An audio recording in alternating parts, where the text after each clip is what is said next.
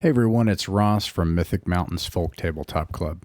What you're about to see are the ongoing adventures of our years-long running Rappan Athuk Mega Dungeon campaign using swords and wizardry, a retroclone of the original D&D game. Like, subscribe, and share if you wish. You're welcome to join us, and we hope you enjoy. It is miles beneath, a demon-haunted maze that once swallowed a crusading army, the legendary Rappan Athuk, the Dungeon of Graves.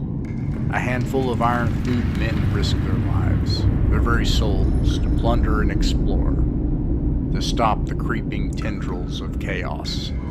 This is their story. So, there was a week where you were forced to take things off because there was a blizzard the likes of which you haven't seen since last year. So, I mean, it's not that unprecedented, but it was pretty severe, sufficient that the captain of the Myrmidon sensibly said, "No, I'm not going out in this weather. We would run aground and sink and then be eaten by 3 Yetis." And for all we know, he's correct. But at any rate, the Myrmidon politely refused to travel, and so you were forced to remain at home for a time.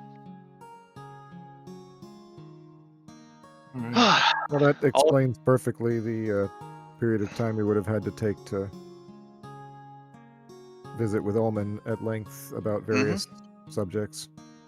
Yes. What do you wish to ask of Ullman? As Ullman is, for all of his many vices, usually fairly willing to take guests. Our main question... I'm trying to remember what we were going to ask aside from just that one mysterious skeleton sitting in some kind of tank. But we definitely want to ask about that. But does anyone remember anything else?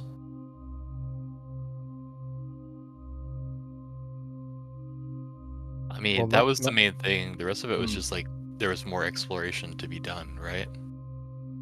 Yes, the cloister remains, I think, a rich field for us, potentially. Ullman expresses the following. A place where such prodigies as you have found, or as you have already found might have been discovered, is a place that has felt the touch of chaos at its most depraved and its most progenitive. The things you find there are of interest to me. Bring them to me, and I will reward you for them. This creature you speak of, Gwath who is two, I will pay you handsomely for his body. I will pay you 1,000 gold pieces. And if he is and if by perchance he is not fully dead, I trust you to correct the matter. You have. However, be wary. A place such as this, thick with chaos and polluted by the forces of the inner dark, is not a place that will remain static. Like cancers, the darkness crawls under the earth below, stretching from place to place, twisting roots braid through hallways. In places that were once sensible, go mad. You may find stranger things yet down there, if you have found what you have already found. In for a penny, in for a pound. We are nothing if not expecting the worst. Certainly the strangest. Well, I am sure Ullman wants this guy dead. He doesn't want him alive. That he has like no the interest case. in him. If you can bring him alive, he would have no objection to that. But he has no plans on. Does it pay more? You didn't say that. Sounds like a win-win. We get to kill a chaos dude who is two, and we get paid for it. Tie the entire tubes in ropes, then crack the glass and just pull tight. What could go wrong? Two So, birds with one skeleton. or maybe just cast a lightning bolt straight within the thing and just stand back. Yeah. Magnus is returning to all reliable. Wait, hold on. You're saying we're going to sell him this thing, but he wants us to crack it open? I'm sorry. I'm going to make sure I understand. There's only one way to really get it out with the way the tube is. There's not really a way for us to get that out Yeah, intact. getting the whole thing out intact is just It's too much. It's huge. It's like trying to move a swimming pool with the water in it. Well, not a swimming pool, but like a jacuzzi. Yeah, that's a good way to Now describe that it. you mention it that way, Go ahead. Sorry. I mean, is there a reason why? How wide is the tube? It's about 6 feet across and it's about 15 feet tall. Okay. It looked bigger on the map. It's fairly large. Let me rephrase. Could someone please translate Ullman for me? Like, very simply, what is it he's asking for? Make sure that twisted skeleton that says Guathu is 2 is dead. Like it should already be dead. Make sure it's dead. It's a skeleton, so it looks pretty dead. Oh. And then bring in the skeleton, and he'll give us 1,000 gold pieces. He just wants the skeleton. Oh. Yeah. Okay. Well, what if the skeleton talks and we could actually like charm it and use it? Well, Kill it. that depends on whether he's going to offer us more than 1,000 gold pieces. Yeah. He might know where a lot more than 1,000 gold is. If he's worth more than 1,000 gold, I say, but This is what I'm saying. Is Bluppert bringing this up? Yeah. This is all in character. Agnes eyes him warily. The rest of us are just. Single one of these Well, parts. you know what you're doing, right? You can. I mean, for what it's worth, we're like the plan of giving stuff to Ullman is not necessarily, like squeaky clean, risk free. All I'm endure kind of saying is having a I was agreeing with ancient jelly skeleton might be worth 1,000 gold temporarily. He's good intel. He's like Yeah. Our only other plan to get intel was to access these weird. What are those? Incense wax? Yeah, it's incense wax, or possibly some kind of gummy form. Sure. Uh-huh. And You light it on fire get and on you in bring there it and just in. kind of commune with the higher powers, or possibly lower powers. It said, so that's a risk. yeah. Edible commune. it's a tab of LSD. And it'll share with you the secrets of the universe. Do not put it in your mouth, Ra. You are supposed to light it on fire and breathe the fumes. If was you put definitely it gonna in put your it in mouth there. and eat it, That would I'll be be a heck of a waste. I'll do something funny. let me clarify. I'll think it's funny. You might not get the same That's laugh what he out of it. means every time when he says, I'll do My something mouth. funny. Well, I reckon we should try to get him out of there. Well, I don't know. I think I am of the opinion that we probably just say, we'll be able to find stuff. It's worth 1,000 gold just to blast him and drag him out of there. Makes sense. Oop. Looking at I'm looking at notes on John's screen. Oh, never mind. Here you go. It simply pivoted around. Hello. Yeah. We were looking at your character screen briefly. I think I the thought it was an risk interesting approach. the risk is that if we try to break him out alive and don't just blast him, that he might start blasting us, and then it's a much messier situation. When I think that either we do like I don't know.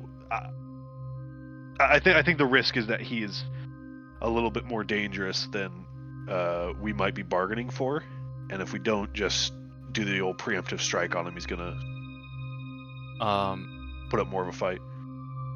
Question for clarification: this thing was like significantly larger than a person, right? This was like a giant kind of. No, it's roughly human scale. Okay. Closer to a bit smaller than an ogre. Bigger than a person, but not catastrophically bigger. So viable for like They're man charm portable. person condition, or Yes, if they suddenly Okay. reanimate, they will be a viable target for charm person. which means also viable for hold person. Correct. Trying to open up my maps, but I installed a new OCD speaking. I installed a new CPU, and now my computer thinks it's a different computer. What? Uh-oh. It's That's- a licensing issue with my art program. Don't worry, I'm working through it. Gotcha. So there's a Zoltan's chance saying all there's of this in more- character, and no one understands a word he's saying. You were saying, Wolfkill? So there's a chance this entity could break out of this tank that it's in. Is that right? The issue is more that we're gonna break it out. Yeah. You're not even sure if it's alive. It's entirely possible. Yeah, but the goal is to retrieve it. Yeah. It could literally. There's then just be a small chance that it will just get up and it may get up and kill you. It might just be sit there and be dead. Okay, bookkeeping question. Who took possession of those 6 arrows plus 1 arrows? Excellent question, man. I feel like not me. Monacan might have, but because I have longbow with plus 1 arrow written on his character sheet. It was Monacan. They are currently listed as in his possession on the big chart. Okay. Are you familiar with the magical treasures chart? No, sorry. That's fine. Once again, I've been running wildly amok with spreadsheets, and I've got spreadsheets all over the place. Come on, jump to Well, I present. have him noted on his Yes. roll 20 sheet. Okay, and then another question is the medallion of ESP. Yes. That just works. It doesn't mention in the description whether it's a charge or once per day or just like anyone within 30 feet. I can just do it. And also, is ESP a swords and wizardry spell? I believe it is. Let me double check. Okay. All right, Yeah, I'll it look is up a then. shorter range than the actual spell, and that's the trade-off. It's constant, but shorter range. Got it. Okay. It's also extraordinarily vague, which is to say, every time you use it, the first time you use it, I'm going to be creative in some way. And the second time you use it, I'll try to be creative in a way consistent with the first way I used it. Right. But long and short is, you can just use it whenever. Okay. The process is how rules light games turned into rules heavy games. Yes. Yes. Every table turns into its own version of AD&D. All right. Those were my questions. Thank you. All right. Are you using the table? Here's the important question. Are you using the medallion of ESP on Ullman? Oh hell no. No. Okay, just checking. No.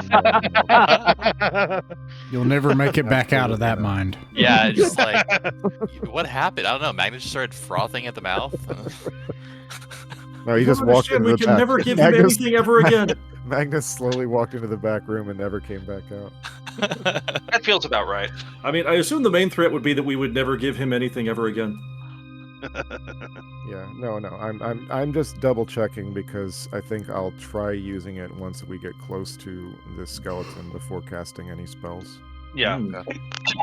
This is a high risk game. There are things here that can just kill you. So having sources of information is good because it means you can see horrible things coming before they happen to you.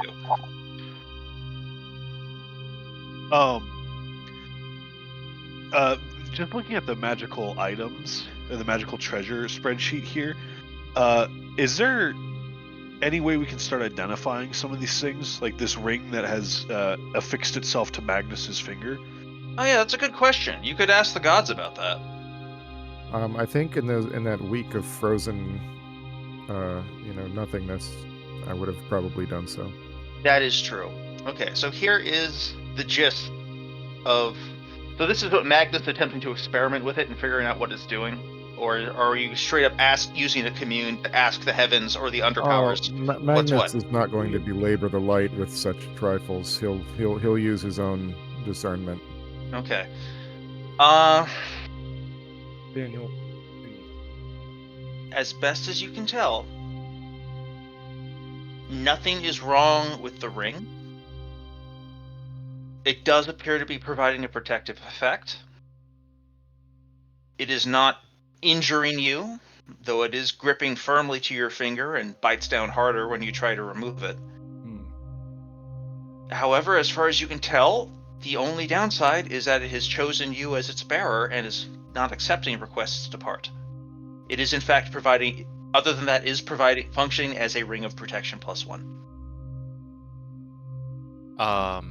Good thing we put Is him on Magnus- Magnus first then. Yeah. Is Magnus able to also identify the magical flail we found? Just make sure there's nothing untoward about it. He should be able to. It's sort of one of his core downtime activities. The flail, as best as you can determine that the flail has a +1 enchantment, no more, no less. It is not cursed. It has a vague numinous aura of malevolence and bloodthirst, but that's honestly pretty standard for magical weapons.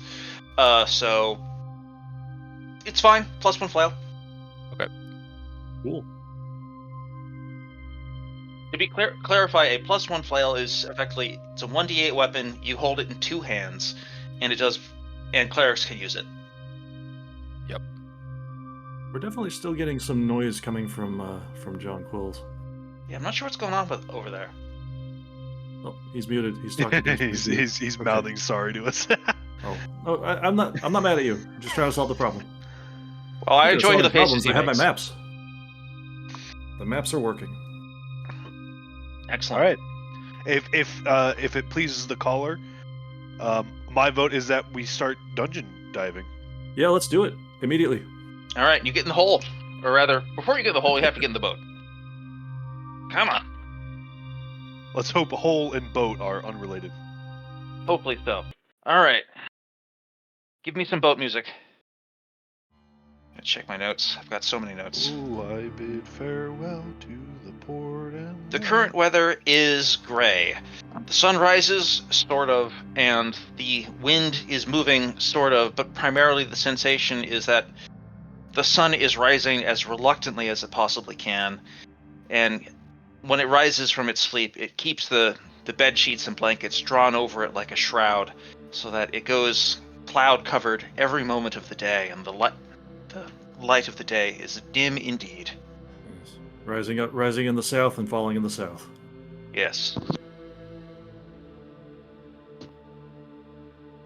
Okay.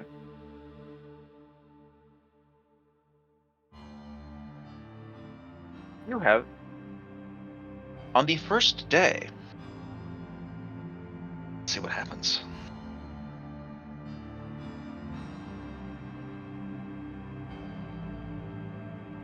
Monacan is with Okay. me, by the way. Gotcha.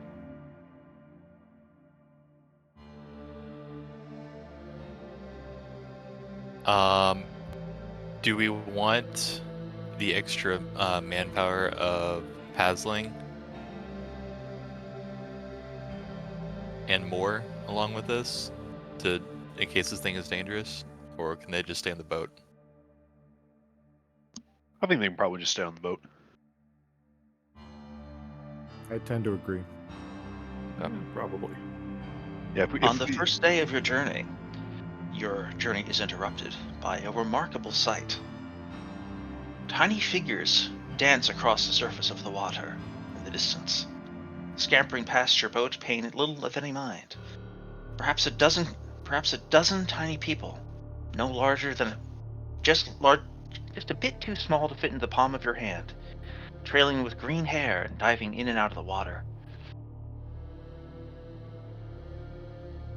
I point at it with a hushed breath, trying not to disrupt it by even whispering it too loudly.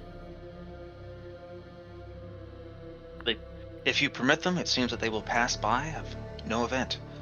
But it seems that the fairies are enjoying the water in the winter. Good. I prefer them in a good mood. They do seem in a good mood, there is that. Hey, do you guys have magic stuff? Are you calling out to them? No, just kidding. I'm not gonna ruin this game too. I'm sorry. It could be I'll interesting, shut up. but They have Oh, fun. it could be Yeah. interesting. That part's true. Okay. The second day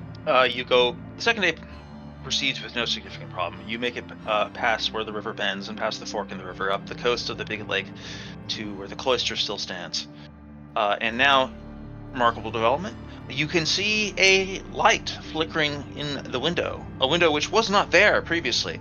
The craftsmen have put some great effort into chipping a porthole through the stone facing the waters and putting a little lamp in it. very There is good. shutters. And the light still burns, so they haven't been destroyed yet. All good news, all good news. Ooh, that reminds me, actually, that I was thinking of doing a little bit more of scouting, or I guess we could just see it from the water, but like pulling in a little closer than we usually do and examining the cliffside for other entrances. Does that make sense, everybody? Because we know there's at least one. Yes. There might be more. Yeah, that's Okay. worth doing. Okay. Alright. I realize this might involve cross-referencing several maps, so I'll give you a second. It's not actually terrifically difficult. Ooh. That's good news.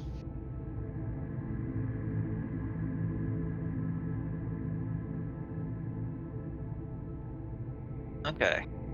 I'm bringing you to the first seaboard thing you can find.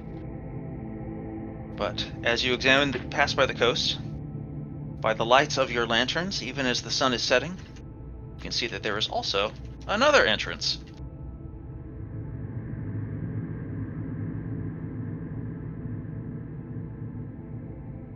Which extends quite a ways.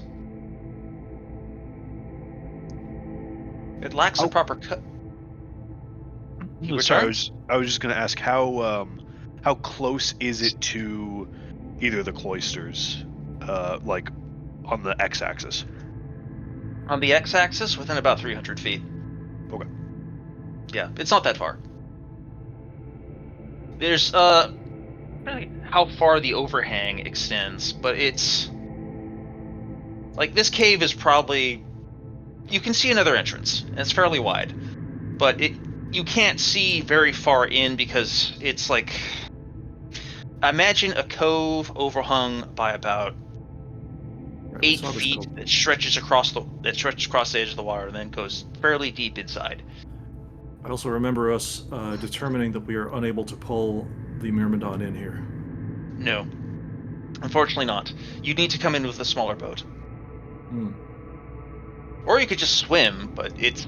I would prefer not cold. to. It's a little cold for that. Is the Myrmidon equipped with, like, rowboats? No. I don't think it would be. Yeah, it's just like a Viking-style ship, I think. We You have guys have coracles. rowboats. We have we have. oracles. We could keep them lashed to the side or whatever, but we didn't bring them with us for this. Oops. All right. Brief aside, like- I want to follow up. I want to check in with John. John, how's your technical situation? It seems like it's giving you some real trouble.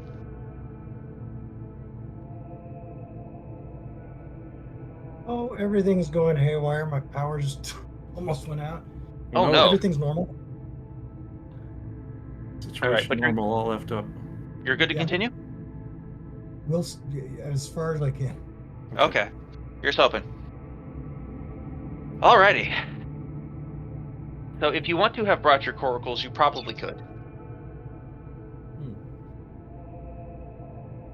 But we'll come back to that. Do you want to go check up on things upstairs, since you've got I people think checking up on things upstairs probably makes more sense. Like, it is closer, but we're also going to need, like, any treasure we're going to need to bring out the old-fashioned way. Or, wait, will we? I'm not actually sure if that's true. Could a coracle carry, like, a lot of treasure? Honestly, yeah, I could carry a few dozen pounds. Like, more than we could carry up a staircase. The staircase can't sink. That counts for a lot. Let's just stick with the staircase this time. Nice and simple. And by simple, I mean I'm going to have to read out all the directions to get down there. That is true. That is true. Just a second. First, let's meet with the boys upstairs. And their mysterious raccoon friend.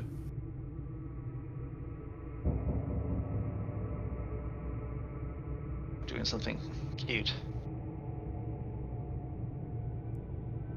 Oh, I don't know if this is like a retroactive continuity, but yeah, we did. AJ had the idea earlier that all of us should have like one healing potion on us, so that if we go down, someone grabs the healing potion off the down person and pours it in their mouth. Is that how that works here?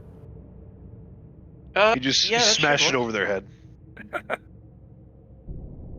Okay. Let's see what sort of awful things have happened to your dear friends in your absence. Right.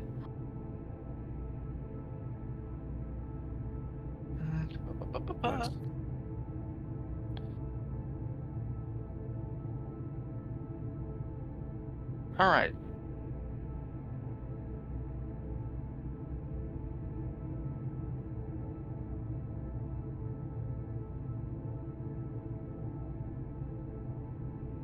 All right.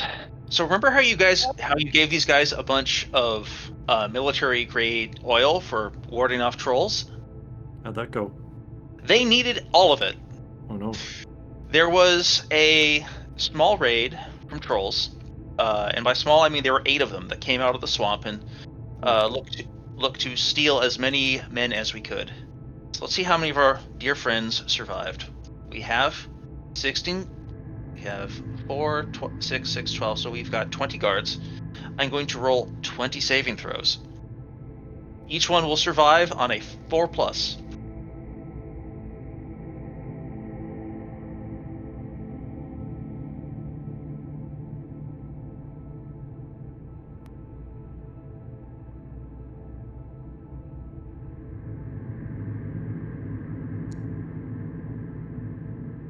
One, 2, 3. Three of your soldiers were carried away and devoured by the trolls of the swamp. Gruesome. Yes. The others were able to escape back behind the walls and ward off the trolls with hails of burning oil. They were able to kill one of the trolls with flaming oil, but the other trolls just carried that one away to eat him as well. Your morale has been shaken. We offer what condolences and reassurances we can. Gotta figure out how to fortify this place better. They would agree. They need stronger heroes with magical weapons who can stand against the survivors of this place, or else the last of the trolls out here need to be purged. Well, what do you say? Do we like derail our plans and try to kill some trolls? Kind of important. That is actually kind of important. You could also just give them more money. How much more money? How much did you pay them last time? God, I always wonder how much you've spent on these things. I always forget. Well, we have less money than we have lightning bolts. That is true. Your labor is very valuable. All right, the cloister older than names. You do not. Hang on a second. I'm just getting the message. Oh, I'm sorry. Thank you.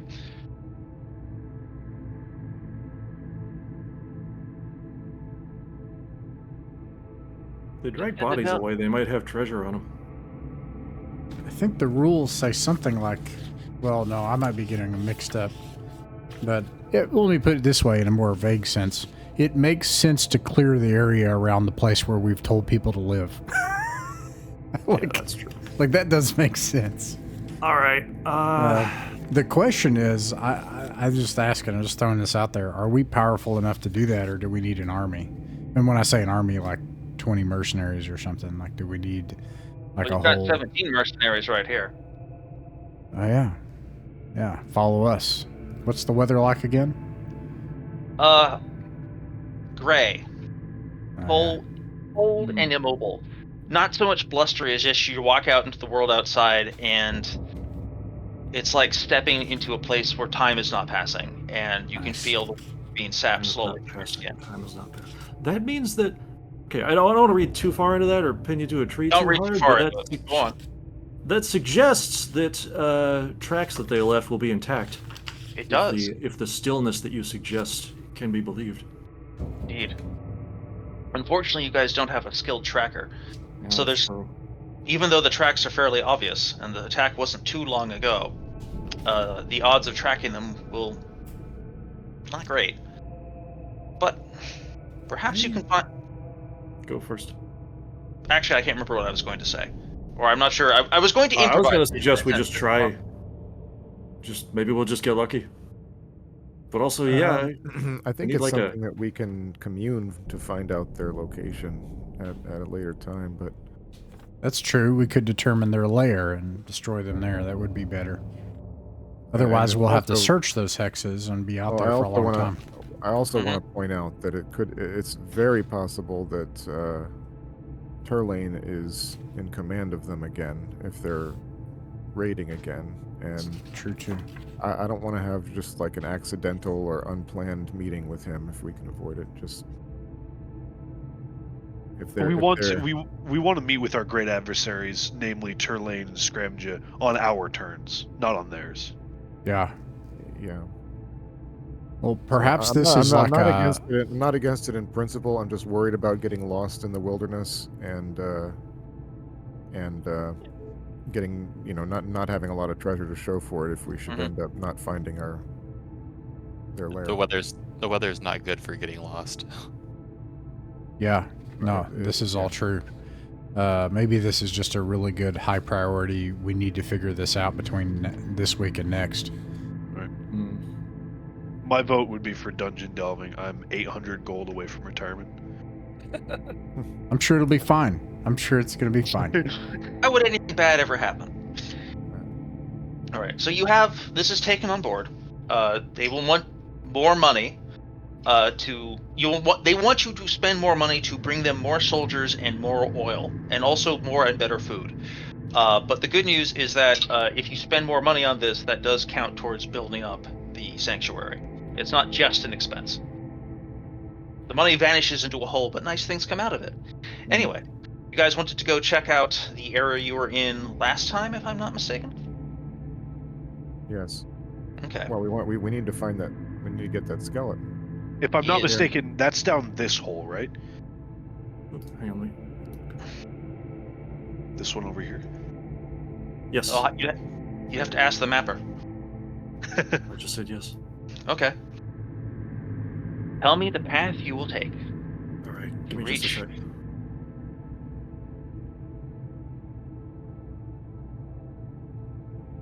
We go down that staircase. We're gonna take. Oh wait, there's two routes there. Hang on, I gotta double check something. The we're red-haired trying to get man back to the- paging through his notes.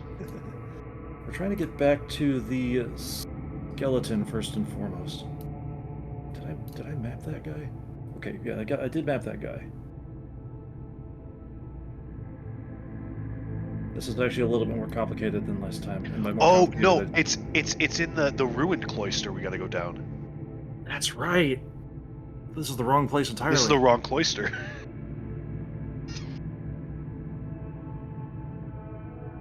All right. Well, it Yes. didn't actually like properly. Okay, yeah. I see that face. Richard wanted us to get lost. It would have been funny. To me, at least. Funny. Okay, so yeah, we got to go to the ruined cloister.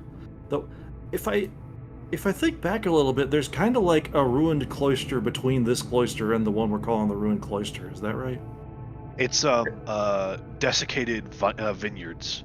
Desiccated vineyards. So there's And no some like old ruins there, right? There's some Okay. ruined foundations you haven't checked out yet. Yeah, There sounds like You such wanna a Diablo Look level. at the ruined foundations real quick. Yeah, there was still a bunch of tunnels and stuff underneath this place that we hadn't fully explored as well. A lot of like natural cavern kind of looking stuff, where there was like something big was in there, right? I don't remember exactly offhand. Well, there's definitely but just more tunnels under the main Yeah. cloister, and there's Yeah, also but there's vertical. also this these foundations. You want to just check them out real quick? Well, which do you think we should prioritize? Like, just finishing mapping out that and like seeing what else lies in wait, or the I suspect big those jar of pickles. caverns. I suspect those catacombs are just going to keep on going deeper and deeper until we start recognizing them again. I don't think we're going to be able to just finish mapping them out. I mean, we might find something cool. Like all these are pretty much equal. Like we might as well roll like a D3 or something, if there was such a D. I kind of think that looking at stuff on the surface might make sense. I want to clarify. Elaborate. As you guys are having this discussion, all of the guards and workers are starting to gather around you and just sort of lean over the maps, and start providing input and advice unsolicited. All of which is contradictory and completely uninformed. Completely Please useless. Yes, please continue. Quiet. Let me think. I'm trying to think. Perderi will wrangle them and try to have them productively think more towards what are the best places for barricades and like defensive fighting positions. Yeah, it might make sense in that regard to like cut another window that's a little higher up, just so you can drop stuff on people hitting the main gate. Good old oil trap. Yep. Or just dropping rocks on them. Good old rock. Nothing beats rock. Rock beats So, everything. that's going to be a project for the next week or so for them. So let's focus. I think we go for like those ruined foundations. We've just been walking past them. Maybe there's something really good there. Wait till you hear about paper. All right. It's late in the evening, but you do have time to do that today. You want to go check it out? Let's check it out. All right, off to the foundations you go. You head out the back through the old gardens, then into the vineyard area, just off the edge of the map. I think I'll best describe this. The foundation is about how far is it? It's about 100 feet away from the eastern gate of the intact cloister. It looks pretty quiet. Here on the windswept plateau stood other buildings of the cloister once, but now they've been razed by someone and then further ruined by time. Only a few walls and the stump of a bell tower remain among the hardy shrubs. You poke around for a bit, exploring in caution. You also see that the distended vineyards of the cloister, overgrown with briar and thistle and shrouded in thick coats of snow, stretches off to the south.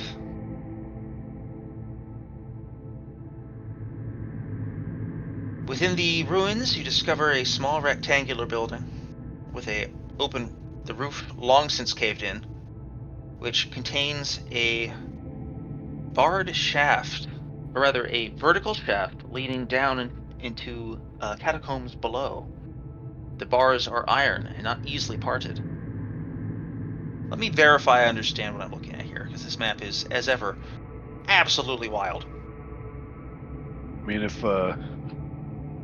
we need bars to be bent and doors to be open, I'm pretty sure Bluppert's a brick house of a lad.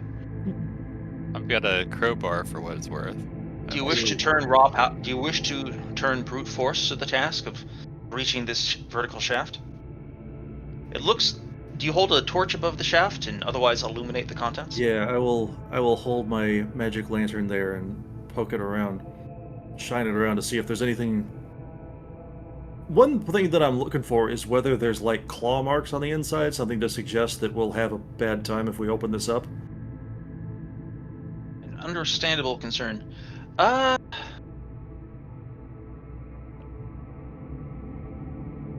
If you like, I can contribute a torch to plumb the depths with. Maybe one of those magic torches, magic light things that just drop a torch. Yeah. We're never going to use those magic light sources. It's like, no, it's too valuable. I'll light a torch and drop it. Yeah, let's do that. All right, you toss down a torch. It falls 30 feet below you to a stony floor. You can see it ignite a few cobwebs. What else do you see in there? Cobwebs is a good sign. It means there's probably not horrible monsters like pacing back and forth, at least. Yes. You can see nothing from your angle. All you can see is a 30-foot drop to a chamber open below. Open below meaning that there's a further opening down there that we can't see into, or you mean that it's a 30-foot drop and then it opens up below you. Basically, the floor is about 30 feet below you, past a roughly 20-foot long vertical shaft, and you can't see any of the walls of the chamber beneath you. Sounds kind of promising, actually.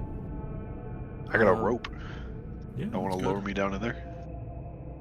I mean, if any one person's gonna sneak down, it should be me because I could get back up more easily.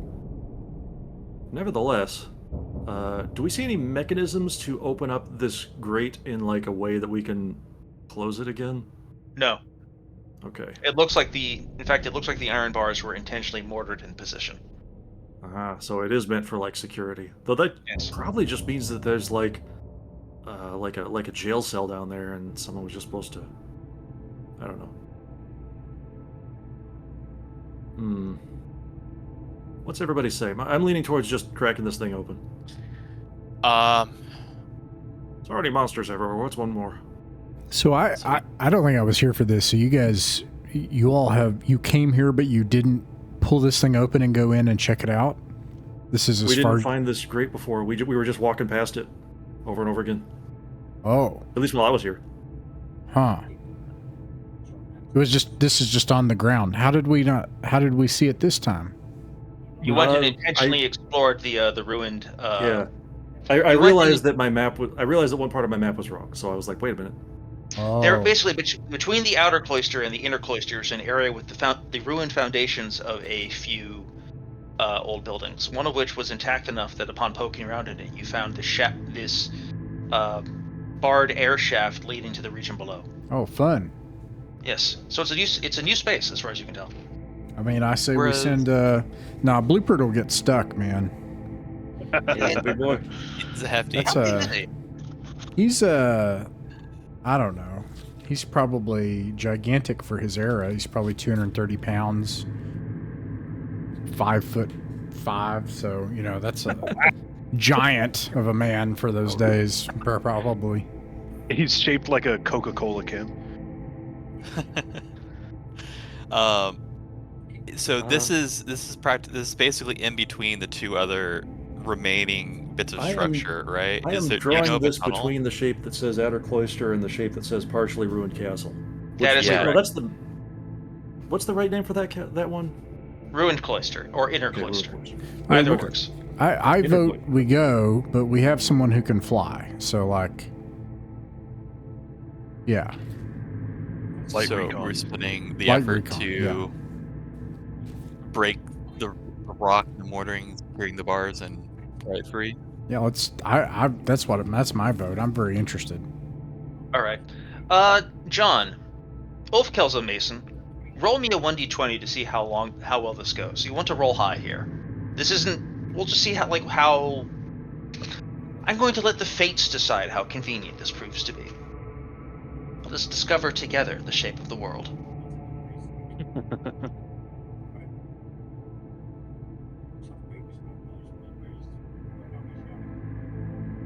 I fear that the quality of the masonry is quite solid, as Ulfkel can attest. It will take you some time to breach this, perhaps an hour or more. Suggestion. We just so happen to have a team of laborers not 100 feet away from us. What are the odds they're willing to come and break some rocks? That is true. Well, normally they would be fussy, but especially because it's extremely cold out. But, well, you're here overseeing them personally, and you're all relatively Actually, honestly, none of you are particularly charismatic. Now that I think about it, Perdari's pretty charismatic. All right, well, Perdari is quite a charming lad. Are you selling them on this wacky scheme? Are you trying to get them?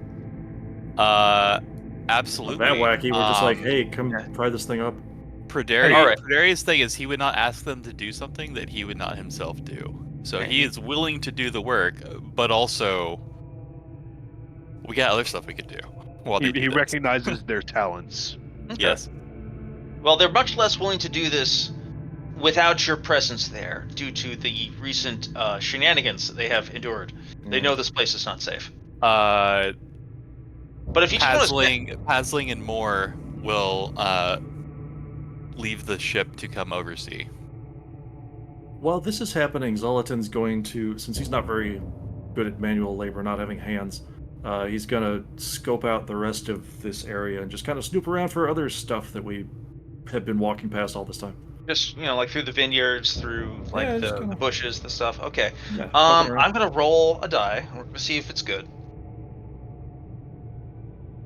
So what I need you to roll is a 1d6. All right. 1. Okay, so what I need everyone else to roll, Uh-oh. I need you to roll another 1d6. 3. Okay. Everyone or just them? Okay. Everyone else? So, no, don't worry. Just gonna arrange some stuff real quick. All right. All right, I've get never everyone's hit been more points worried. back. All right. All right. I seem to have aggroed something. All right, so that guy's hit points are full, and Finbar's hit points are full. Maybe it'll be good. For now. Yeah. All right, Zolatin's hit points are full. Okay, so I'm just gonna copy paste all of these.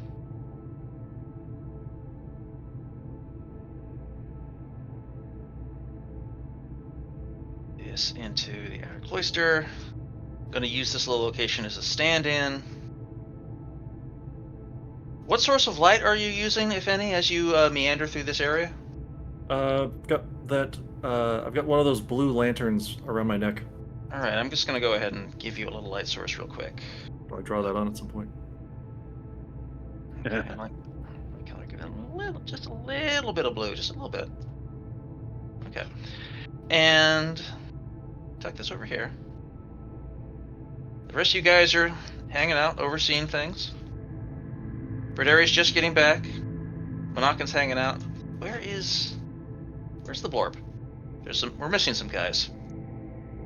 Did we ever get? I don't think we have Blorford's token is two deaths behind. God. You need to never get even more of got a these- Blorford token. Okay, hang on a second. It's gonna drag a Morpher token over here. Anyway, here's the important thing, which is that you hear whatever noise. Do an attack roll. Okay. What's your armor class again, Tef? 15, I think. Let me double check. Very Yeah, high 15. and cool. Okay. You hear whatever noise it is that a Quattle makes when it is abruptly grabbed by something very strong. And to the south, you can see in the grip of writhing, animate grapevines is a very unhappy-looking Zolatin. Oh. I We should start flailing around. Yeah, let's go get him out of that right now. Should probably go huck it down there. Oh yeah, these things again. I can't remember how well. Right. anyway. You do need a ranger. In the surprise round, here is what happens. He is hit Oh. once, but only one. And he is grappled 98. for 4 points of damage. All right.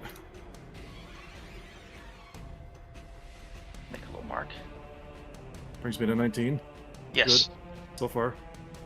But there are 4 of them, and there's some action economy involved. Yes.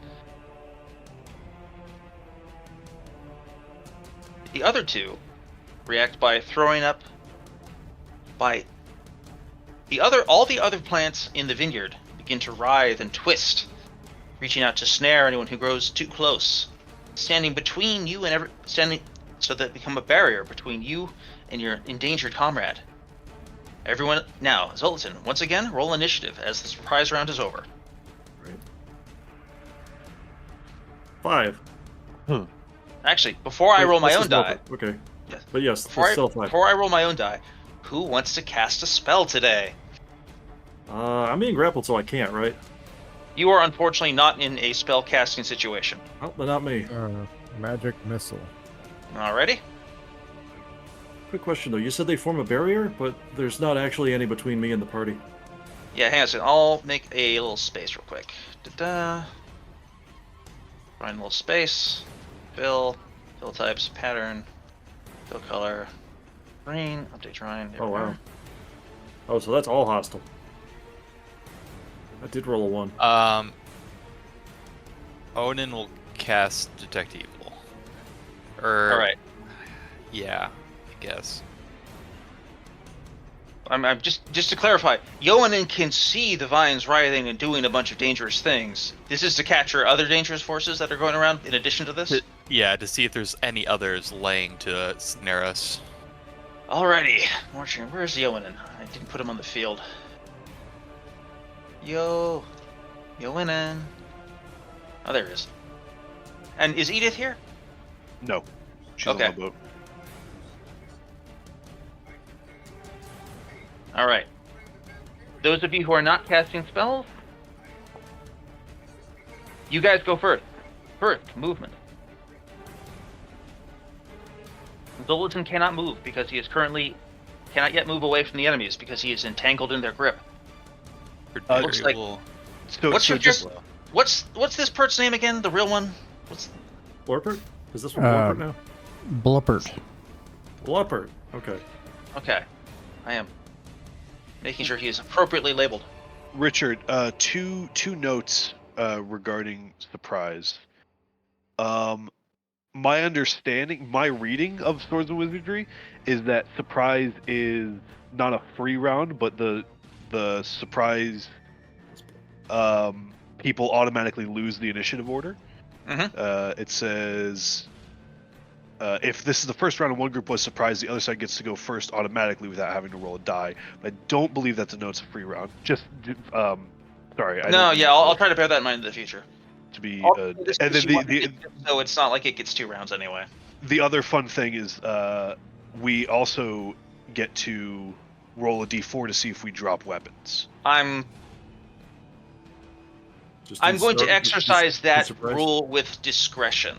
No worries. That feels like I feel like if I was really stringent about playing by the rules, I would want to do that. I think you're right. In this context, it doesn't make a whole Yeah. heck of a Well, ton the of bigger sense. problem is that a lot of you guys probably don't have your weapons in hand yet at all. It's not so much that you have anything to drop, you haven't drawn your sword and shield yet. Because you thought you were a lot safer than you were. Alright, so Bluppert and Perdere are heroically charging into battle. Hang on a second. Bluppert is already marked dead. How many hit points does that man have? Bluppert? Yeah. 14. Oh, good. That's way better than how much I thought. The last guy. All right. Yeah, the last guy. All right, so Perdere and Bluppert close heroically into hand-to-hand combat. Monacan hangs back. Magnus is casting. What's Finbar doing? Finbar will also do run out. I'm sorry. Missiles wasn't possible. Oh, Oh. that's a good point. That is Yeah, a that's fair movement point. and missile fire. Who wants to do missile fire? Monacan. Monacan can shoot while these guys are moving in. Go ahead and take the shots. Thank you for the reminder. I'm gonna shoot. Well, you said while they're moving in, but I'm guessing this one is. You can take the shot at it. There is a small chance, very small, that you will hit our man Zoltan instead of the assassin by him. I'm talking like 1 in 20. Well, that's no. Monacan has. He doesn't like to disappoint Magnus, so he'll shoot at the back row instead. I'll shoot at this guy. Take that shot. Their armor class that is 14. Okay, hold on a second. Monacan is rolling at a +2. All right. No such luck. Nope. It somehow swats the incoming arrows out of the air with its writhing tendrils. That's one shot. The second shot is also a miss. Oh, The second shot misses in a more pedestrian way. All right. So that is the move and shoot phase. These guys... Can these guys even move? How fast is an assassin fine?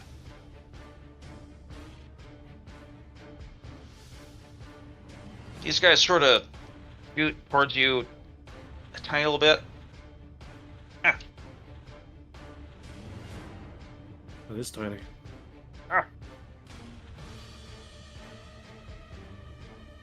That's their move. And then it is your turn. First, melee attacks. The ones who you're in combat with are AC 14. A miss. All right.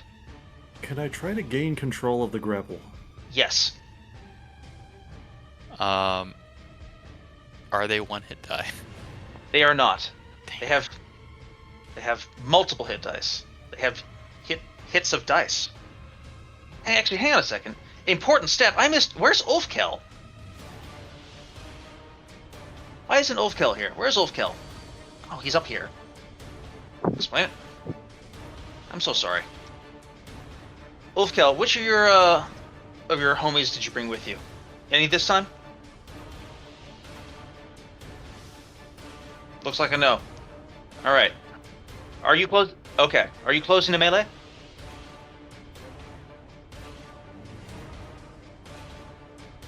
Okay. Ulfkel joins you in the melee. And he hits square. Alright. Roll damage with the gold spear. Flanking's only a +2, right? Yes, and also you're not really flanking it yet? I'm not even sure if these things have flanks. They're just sort of writhing masses of tendrils. Mine work boil. Well, hopefully not. That's not a bad way to think about it. Let me make these things there. That one is injured. Sap sprays as a vine is cut from the root, but the rest remain deeply writhing. Alright, Zoltan, give me your roll to take control of the grapple. This will be a standard attack roll. Wow. Alright, firm grasp. Alright, it's going to roll a... What I want you to do is... Yes, what I want you to do is... roll your grapple damage dice. Double check that that's what I think it is. Okay. Wow, max damage. Alright, nice. Alright. If this thing does not land a hit on you next turn, you will no longer be grappled. Unless, of course, and instead you will be grappling it. I'm kind of improvising a little bit here. Okay. That's everyone's melee attack. Blubbert, Predere, Finbar. Yeah, it's everyone's attacks. Alright. These things are now going to attempt to rejoin. Here is the first swat at Zoltan as it attempts to reclaim control of the grapple. It does so with a natural 20. Doing another 6 points of damage as Zoltan discovers just how flexible he is, and a little bit not quite that flexible. This one takes a shot at Finbar.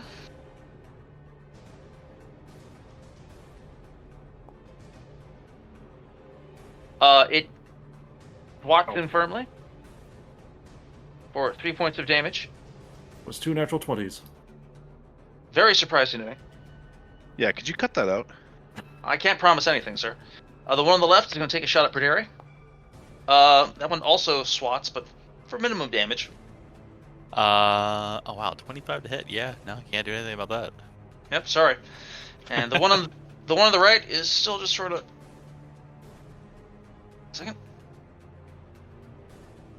Yeah, a little bit closer. Can't detect.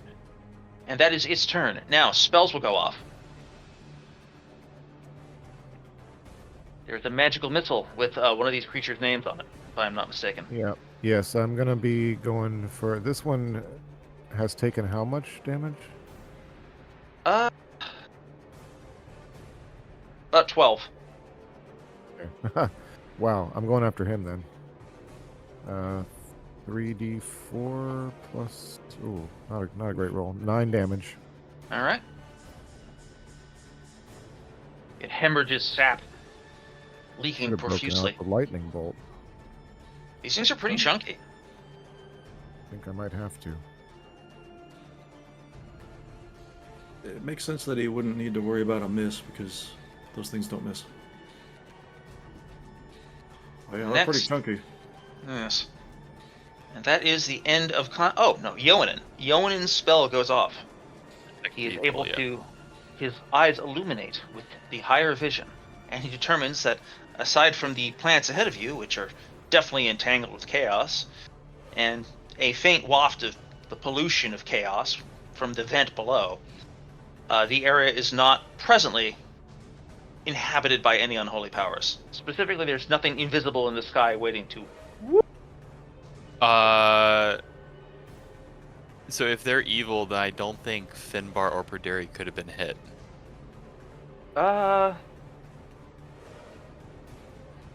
Wait, how so? I mean, I know it gives the you aura. it gives you a plus to hit, but only a very limited number of creatures are given. Okay. You're right. You're right. Yep. But yeah, the aura protection would apply. Okay. Okay. Round 2 is about to begin. This planting of animate malicious vines writhes with murderous intent, preparing to lay low with a fatal blow. You can sense the killing intent rising from them. Lightning bolt. Okay. You likewise feel the killing intent rise in Magnus, although in his case it's more palpable, as you can feel a weird ionizing flavor coming up in the back of your tongue. More like ozone in here. Yes. Anyone else casting any spells? Anything from Yowanin? No, he doesn't really have anything he can contribute right now. He, I mean, these things aren't undead, I'm assuming. They're plants, so yeah, he's pretty much... I'm just imagining about the possibility of my fellow party members getting the yips. You know, like, at least if they're going to smell the ozone ahead of time. It's like... Has anybody ever spent the night next to, like, an artillery firing range? You know? It's... it's like... It's easier when you're sleeping. Yes, I've had the pleasure.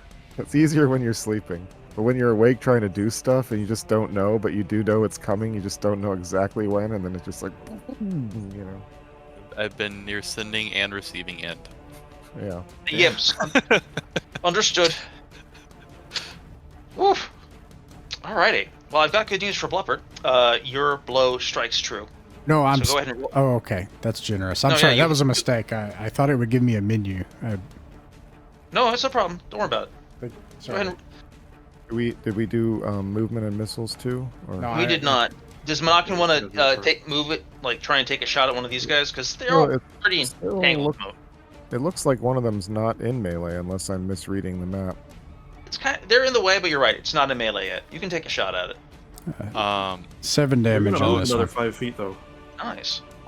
Yeah, Onan will move a bit to the side, and he'll take a slingshot at that one down there past Perderi. Alrighty. The one next to Perderi is going to be able to move like 5 feet and get locked into melee, I think. Yeah, if Perderi can safely move back like just a little bit to stay out of its reach, he'd do that. Yeah, that's wise. Okay. Especially since lightning is coming. That's a good call. I thought about that Sure, last it doesn't round. win I all of us. totally got distracted. All right. Magnus did 7 damage to that one in back. You here. mean Sorry, I thought that was our- Menachem. yes? Gotcha. Oh, okay. That's not hitting. Got most of these things set up so they would display their hit points, but I forgot for these ones, so I'm just setting them up as it goes. Okay, and Yoan's slingshot goes wide, ricocheting across the rocks, and no, it vanishes into the snow beyond, leaving no trace aside from the slightest divot in the snow. I want to communicate a mental image to you guys of Zolatan walking through the snow-covered vineyards. It's all very peaceful, it's very calm, and then there's just massive flurries of snow suddenly pouring off every branch as some vine just unravels and curls around them all of a sudden, shedding dozens of pounds of snow in an instant. Like a world's largest bear trap, just the world's largest slap bracelet, just suddenly uncoiling around. Okay, now melee attacks are happening. Bluppert does 7 points of damage to the one he is in hand-to-hand combat with. Perderi is unable to land a firm blow against this thing, as it's keeping him on the defensive with its writhing motions. Foracker lands a shocking hit that fractures some of the underlying woody tissues of the creature. Not that shocking. Okay, it's sort of a glancing blow. Zolo, I assume that you are also in melee, so I would recommend you give Yes, it if I get to do that, yeah. You do. You are restrained, but you are not There you go. helpless. Oh, there you go. Yeah, you Pretty 20. continue to tear apart the creature you were in hand-to-hand combat with. Go ahead Right, and so I roll damage? Yes, you may. There you go. Like vine to tooth combat. All right. It is not quite dead, but you are really breaking this thing apart. Like, it's strong, but it turns out you are also fairly strong. If it had grappled anyone else, this would have been a pretty big problem, but you're pretty good in a wrestling match. Yeah. All right. Basically my main attack. I mean, all right, other John, than all the magic. John, give me a roll for, see if you can finish this thing off. AC 14. Who would have thought the feathery snake would be good? It would be hard to pin down. Yeah. Get a wrestling match with a boa constrictor. Feather boa constrictor, more like. Oh. All right. Nobody John, can tell you roll? Elton John.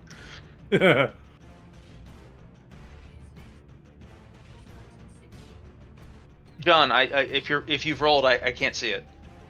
Oh, okay, gotcha. Ulfkill's blow, unfortunately, is turned away by a writhing coil of tendrils. And now, subsequently, this one scoots up. This one lashes out with the tendril, hooks around Brutarius' leg, and pulls itself forward into melee with him. Oh crap! I thought Which he was able to which get is away. ju- This one does the same trick to Ulfkill's sword arm, or rather his shield arm on the left side, as it hauls its way in. This one is going to... This one would, if it was sensible, it would attempt to retreat. It's not. It's going to continue to attempt to pull Zoltan apart on reflex action. Uh-oh. It continues to do damage, Okay. but it's clearly quite weakened by its injuries and barely injures him. Hopefully I can withstand being in the vicinity of this lightning bolt. This one takes a shot at Ulfkill.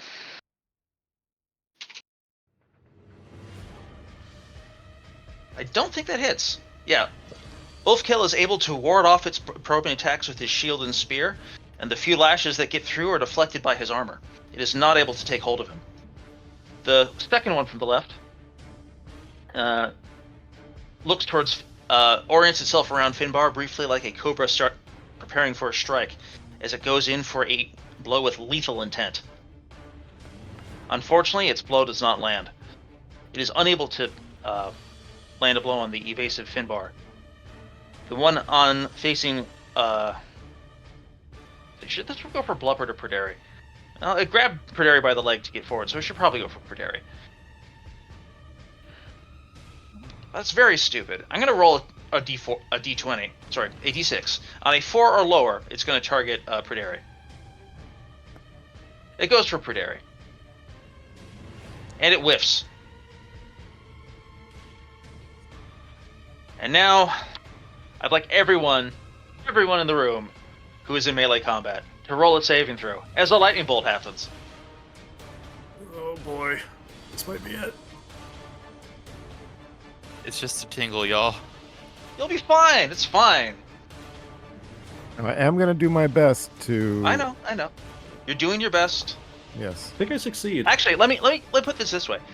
If you wish, you can guarantee that none of your teammates will be hit by ensuring everyone here automatically makes their saving throw, and that includes the enemy. Oh, no. Okay, I just want to give you that offer. I mean, I honestly think it'd be, well... Are they going to have to resist full damage here? No. If on a successful save, they take half. On a successful save, your allies will take nothing. On a failed save, they take half. Okay. All right. Whereas the enemy, they save for half. Yes. Let's All right. find out half of what. Pretty good, but also probably survivable for your allies. So I'm going to go from left to right here. Not So this great. guy takes... the good news is it doesn't kill your teammates. That counts for something. Alright. And now the one on the second from the left. One. And now the one... Yeah, you know what, this one dies. Don't worry about it. He's gone. He explodes. He bursts into flames. And now this one. Okay. Ish. All right, so those guys take half, which is 8. Yes. And now, if you, all the rest of you guys know your saving throws. If you save, you take no damage. If you fail, you take 8 damage. I Who took saved. damage? Okay, good. I Larry also saved. bites his tongue a little bit as he gets shocked. Ooh, ouchie. All right, Bluffert, you survive. Yes. I'm proud of you. Ulfkel, are you in a position to roll a saving throw? I don't know that he is. Your Discord muted. Yes. I rolled 15. You're good, I think. 15. Yeah, you're good. Fantastic. Danger close. Everyone's fine. Nothing to worry about. No lessons learned at all. I'm sure Perderi agrees. I learned a Pretty lesson. Yeah, that's It's true. it's the risk he accepts. It's true. Alrighty. The remainder are in pretty serious damage, but they are not yet gone. So we are now going to prepare for the third round of combat. Before we roll initiative, does anyone want to cast a spell? Magic missile. Okay. Trying to figure out if I can get away. I want to clarify for Zoltan. If you wish to take a step back, you can, but you cannot begin casting spells while you are in hand-to-hand combat. And presently, you are unfortunately in hand-to-hand combat. All right. Well, then I'm. I will try to, and I can't take a step back and do a range attack either. Is that right? No. All right. Well, I'll just try wrestling it again then, or is there another lightning bolt coming? Is there another lightning bolt coming? No, I it's think he said magic missile. Magic missile. Okay. Well, then I'm just gonna get stuck in with the boys. Alrighty. Right, So I roll proper. 1d6 for initiative. Yes. Please roll 1d6 for initiative. 6. All right, that saves me some effort. First, movement and missile. Are Nokken, Magnus, or Yoanin moving? No, Owen's throwing a sling ineffectively. And Ulfkill, Alright. my apologies, but Monacan is going to attempt to shoot that one that's battling you right now. I am confident that Ulfkill will survive because he is the king. Let's see those attack rolls, Monakken. Monacan's secret secret guy foxishness here. Alright. Secret betrayal. Okay, that's a miss. Quite. And another one. Sorry, Ulfkill. I'm afraid that Monakken's concern about not accidentally shooting Ulfkill in the back, he avoided shooting anyone. Tragically so. All right, now you guys go first. Please roll your melee attack and tell me who you're targeting. I'm Feel free to get targeting- forward with the descriptions of whether you hit or miss, but also not obliged. Ooh, good hit. Oh, I'm gonna go after the middle one. Alrighty. I think Zoltan is gonna try to do a poison bite. I don't know if that'll work, but you mentioned like liquid sap, so it's not like You will find seeing out in a something minute. flowing in there. Yep. All right. Okay. Bow Racker hits firmly. Zoltan, let's see your attack roll. All right, a 10. Does a natural 20 hit? I don't think a 10 will hit. I'm sorry, man. Well, a natural 20 hit. Yes, you do. So that does 1 point of damage first, and then I will roll a saving throw, which it succeeds, as you discover that trying to poison this thing is just not really It's just not working. happening. It's like, no, you're trying to like inject. You're trying to put maple syrup back in the tree. There's just no cardiovascular system in there. All right. It's just sort of oozing around in there real slow. Alright, so that is melee attacks. For what it's worth, the bite was 1d3. Oh, it's 1d3? In that case, go ahead and roll 1d3. 2, a whole one more than you said. Hurrah! Wait, no, that's too much. That is too much. Yeah, okay. Now, this one can attack 4 at random. It goes for Zoltan, who just bit it. This is the middle one. It is going to attempt to grapple you with the intent to pin you and kill you. Not again. But it misses. You're too slippery fast. Aha. Alright, this one on the left. It can target 2 characters. Alright, is going to target Praderi. Praderi is attempting to grapple you so it can kill you next turn. Oh. Which it does. Alright. Praderi is snatched around the neck and dragged into its grip as this creature takes control of a grapple with Praderi. Ulfkel. This creature is going to attempt to catch you in a grapple with the intent to kill you next turn. Which it does. Damn, these things are rolling like fire. The +7 doesn't hurt. Though it's been entirely unnecessary. Yeah, this is once again they rolled a natural. Oh wait, 20. no, hang on. There's a whole step here. Which I forgot. I apologize. So first they have to roll their hit dice in d6 versus your hit dice in d6 and get more than you in order to successfully grapple you. Oh. Okay. Okay. So this is the Are one we targeting doing that Praderi now, or first. is we just fixing? Okay. We're doing that now. Okay, Praderi, can you roll higher than 29 in d6 times your hit dice? It's d6. Yes. Yeah, it rolled kind of shockingly high. Rolling so good. Nope. All right. Now the one targeting Ulfkel. That one gets a 23. Ulfkel, I am going to roll your hit dice for you on account of you being somewhat indisposed at the moment. Oh. It's a 15. Unless you want to roll 5d6 right now. But I know that may be difficult for you at the moment. I mean, obviously. Oh, he's got him. He's got him.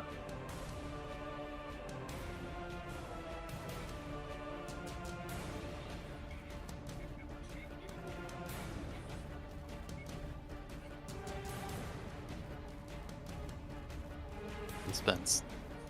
So suspenseful. It's 21. I rolled 21. Ooh. That's close. It's got you, but it can't kill you next turn. It needs 2 turns to kill you, which is a big deal because it means they can focus on someone else for a minute.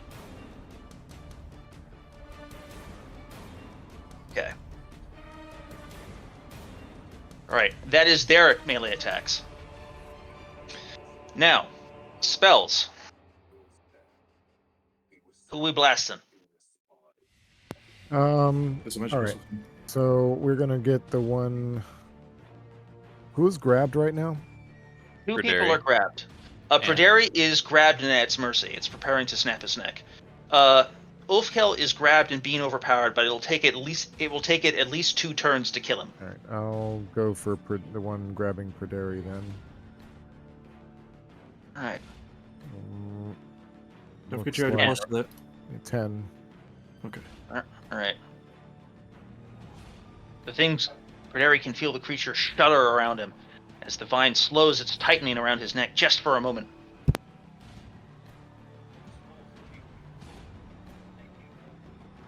Alrighty. We are now going to roll initiative for next turn. Does anyone wish to cast any spells at the beginning of round 4? Yes. Did that magic missile delay him, or did you just, was that more for effect, what you just said? I did say it. AJ, roll a saving throw. Rolling. Oops, I think I did it twice. Nope, I It failed. did not delay it. It was cosmetic.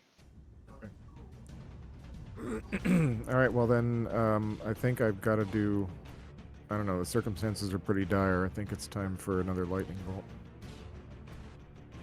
Alright, a lightning bolt. So there's no way at all that I could just like wrench myself free in order to cast, not even if I give them a free hit. Is that correct?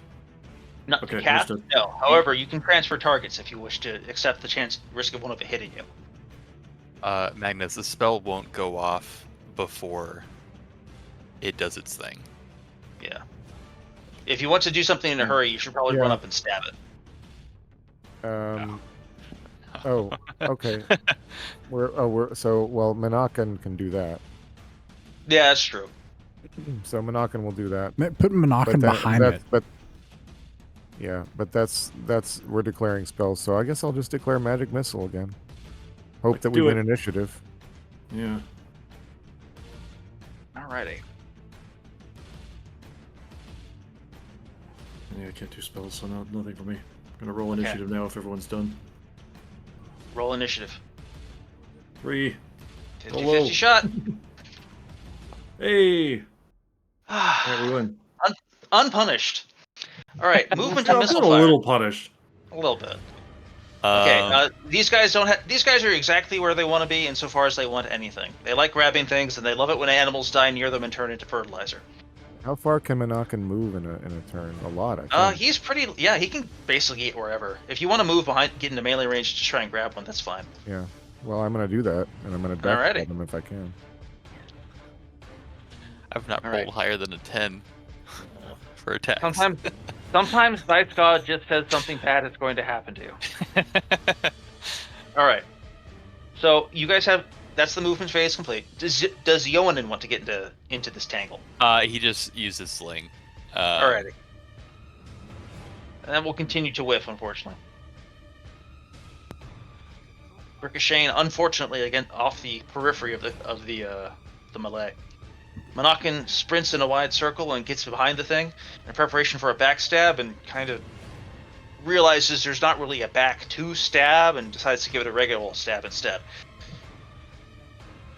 He's a trell. Yep. Is He's it doing melee his time? best here. It is melee time. If you're in hand-to-hand combat, it is melee time. Ooh, that's a hit from Chris. Probably a hit from Heretic. I'm not sure what pluses Bluffert's got. It's a 13. Finbar definitely hits. For 2 damage from Monacan. Dude, I am on that tonight, boys. Normally, a 13 should miss, but it's flanked. It's like it's unquestionably flanked this time, and it does have to split its attention a little bit, so that's going to hit. Pradari's unable to attack. No, unfortunately. No, this being entangled in this way is pretty bad. Okay, so, however, the good news is Monacan and Bluffert do kill the thing, which is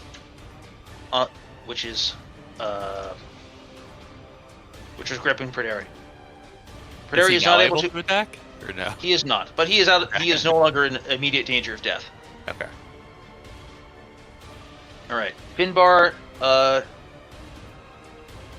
gets hard. All right. And if I try to grapple again, I'm gonna have to actually follow the rules this time, which I didn't realize. Well, I mean, there's attack with a grab, and then there's this grapple minigame, which I'm treating as slightly different things. Well, I will try to do a grapple attack on it, I guess. I just All right. want to give it a little bit more damage. Well, roll 1d20 and add your hit bonus and get more than a 14. Unless anyone else hits it first. Nope, here we go. Finbar was the only one who could. Yeah, you hit it. Go ahead and work out I know you enjoy your descriptions. Go ahead and work out the description of how you take it out. The one Ulfkel is finally brought low. He is not dead yet, but the creature is choking the life out of him, and he is would probably appreciate immediate assistance. And thus, actually, this one is destroyed. Rip Bozo. That effect is dead. So we This have one's one more turn to save Ulfkel, which should be enough. Well, the magic missile should go off, right? Yes, magic missile does go off. Let's see that damage. Looks Ooh, like. that's a better roll. Oh, Wow. 14 damage. Oh my god. You drop that thing to 2 hit points. That should be enough for him to be safe, but let's find out ourselves together. Okay. Everyone pull out your bows. We will now... Pretty good idea. Is anyone actually. casting spells for the 5th turn? No, Magic missile. not. Yeah, Magnus is gonna take a breather. Alrighty. Monacan will rush up with. Yeah, his there's sword, no though. chance I'm actually gonna get a chance to cast that, am I? So I'm not gonna do that. I'm just gonna rush in, Yeah. especially since we don't have time. We gotta save him now. Yep. I forgot. I'll rush in. There are 2 things you can do here. You can attempt to stab it, or you can attempt to assist Ulfkel in taking control of the grapple, which is a different thing. If you want to assist Ulfkel of taking control of the grapple, move your tokens beneath the critter. If you want to stab it to death, move your tokens on top of the critter. Did we already do initiative? Should we roll initiative Oh, again? yeah, we should roll initiative first. So I want to put out, like, it's entirely dependent on who wins initiative. Yeah. Alternatively, everyone can just pull out their bows and arrows and take 2 attacks. I rolled low. I rolled high. Arrows time. Yeah. Okay. Minakin will fire 2 shots. Where's my... With... I think that'll hit, actually. 13. Nah, 13 won't quite do it. Nope. The 16 will, though. That's a 6. Assuming, of course, that you hit the Yes. creature and not our Minimum beloved damage. friend. Just about. Okay. So there is a 1 in 3 chance that this will hit Ulfkel instead of the creature. I'm going to roll that now. If I roll a 1, Ulfkel gets tagged. I also Ulfkel is missed not twice. tagged. Okay. 15 hits. You hit it, you take it apart with your last of your arrows. No. That was not a 15. That was That's right. You have the penalty. yeah, that was a 2 and an 11. Ooh, unfortunate. But Praderi hits. Praderi takes it Okay. out. All right. The combat is over. After a really surprisingly alarming development, you have successfully slain 4 horrid assassin vines. Soliton is very apologetic at having wandered off and had no idea this is going to happen. The workmen arrive just in time to see what they're getting into, and about half of them just turn on their heel and walk in the other direction, and just go right back inside. The remainder... Sorry, there's no more in the area that are picked up by Detect Evil? That you can tell. Yeah, Detect Evil, Okay. you're clear. Alright, Finbar AFK for 3. We should, Well, we searched the Torches. area for, like, belongings of other creatures and people that might have been trapped here. It's a pretty good idea, actually. I hadn't thought about that. Right. Soliton search the- stands up and reapplies his disguise. It's like nothing happened. You didn't see a big snake. Okay. You search the area. You find several dead goblins. A dead, withered carcass of a monk with no treasure worth noting. In fact, honestly, you just don't find treasure. Really unfortunate.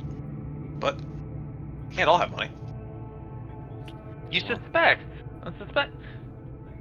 someone else probably comes by and gathers up the lost loot here. Not sure who though. That could be Praderi useful. will talk to some of the workers here, the mercenaries, inform them that weather permitting or first come of spring, this entire area should be torched so that what soil is here can start renewing. Most of your employees take this news, with somber severity as befits men on a difficult journey against quest against chaos. One of them is like, "Yeah, fire!" Keep an eye on that one. Yes. Hootin' hollering. All right, you guys have been pretty busted up. I imagine you got. Or I don't know how. We how don't wrap up enthusiastic the you guys are. session, but we wrap up, like, our characters go to sleep. Yeah, I think that's sensible. You guys go back into the nap time zone. Everyone can recover, get a reasonable night's sleep in the fairly cramped quarters of the cloister. Everyone can refresh their spells and recover 1 hit point from a night's rest. I don't suppose anybody's got some healing spells to expend before we sleep and then get them back in the morning. Is that how that works? That does work, if you want to do that. Onan does not. He has, I presume that he has the rod or the staff, whatever it was, of healing, but that's consumable, right? That doesn't regain charges. I'm not even sure what you're talking about. No, either. What was it? Let me look it up. The Caduceus? I don't know what you're talking about. I don't know that it's on the treasure sheet actually. I don't. Are you sure it was a magical item? It might have just been a Yeah. decorative object. No, we had a magical item that had charges of cure light wounds. Oh yes, I remember the one you're thinking of now. Hang on a second. But it seems like, I don't know, that might be wasteful. Yeah, another search it about a month ago. Magic treasure, Caduceus scepter, wand of cure light wounds, 4 charges. Yep, that is not on the treasure sheet, and I shall correct that. I see. Yep, I see it. Yeah, you Yeah, found it's this. Yeah, you found this in the room that was just east of the same chamber where Padraig got and Magnus got their exciting new feat. But do charges not? It sounds like charges don't recover in this system. They do not. It's an Oh, expendable asset. Probably best for emergencies, but yeah, sometimes you don't want to end the game. You don't want to die with a bunch of mega elixirs in your inventory. Yeah, that's the thing, is that like you go from alive to dead real quick. You don't really get a lot of opportunities to like, oops, let me pick him back up. I do have a potion as well, a singular potion, if anyone desires that. And and our cleric. Do we have a cleric with us? Yeah, it's going. Oh, and then They don't have any healing spells? nope, double detect evil and a hold person. I mean, he'll have more in the morning, but not He tonight. could, yeah. He'll pack 1 in the morning. Tonight he will expend his last detect evil as things are winding down for the night. It's like, is there any evil presence lurking in this? Yeah, just like a might as well kind of thing. Best as you can tell, at least the surface level is clean, though there's still that vague miasma wafting up from the lower levels. I think Zolatan might get a little selfish and just drink a healing potion. That was always allowed. All right. I mean, Blubbard may retire from the adventure because I mean he's lost 6 to 14. close to 2/3 of his hit points. So I don't know. Onan will cast cure light wounds on him in the morning. Okay. Also, a healing potion. I mean, I don't know. Maybe it's not that much, but I think they're worth like 500 gold pieces or something like that if you buy We're one. not selling them. So it's a I don't good. even know where you can buy it. It's a good emergent, or maybe I'm getting that mixed up with something else. I can't remember. No, honestly, the prices of these things is always kind of difficult to determine. I'm trying to I mean, the great benefit is that anybody can use them, as opposed to a scroll of cure light wounds can only be used by a cleric or druid. I don't think No, we've ever druids can't found make a single scroll of cure light wounds ever. Yeah, but you can make them at 100 gold cost in a week's time. Hang on a second, I gotta. All of these things are incredibly expensive to use one, after we are safe. I don't know. Yeah, that's a compelling question. Well, we've never been able to use a potion in combat, have we? No, you can use a potion in combat. It takes up your turn, but you can do it. Have we ever done it? I don't think you ever have, no. Yes, when we were fighting the ghouls. Oh. It's been a while, but yeah, Yep. it's rare. It's happened a handful of times. I don't know if I'm gonna find the gold value of a potion. Okay. It's not in the Swords and Wizardry book, I don't think. I mean, Oh. in terms of gold value. Is there any way to find it? I probably just made it up from Rappan Athuk. I apologize. There's a guy here. You can buy stuff from Ullman and some of the original text for like 500 GP, and he sells you some very questionable healing potions. So let's see. Do 1d6 plus 1. I mean, the big question that's is whether we can 4 sell hit it for points. gold. Otherwise, it's not actually that much GP. 4 hit points, Ross. Oh, If you thank do want to start auctioning that stuff up, I can figure out how to make that work.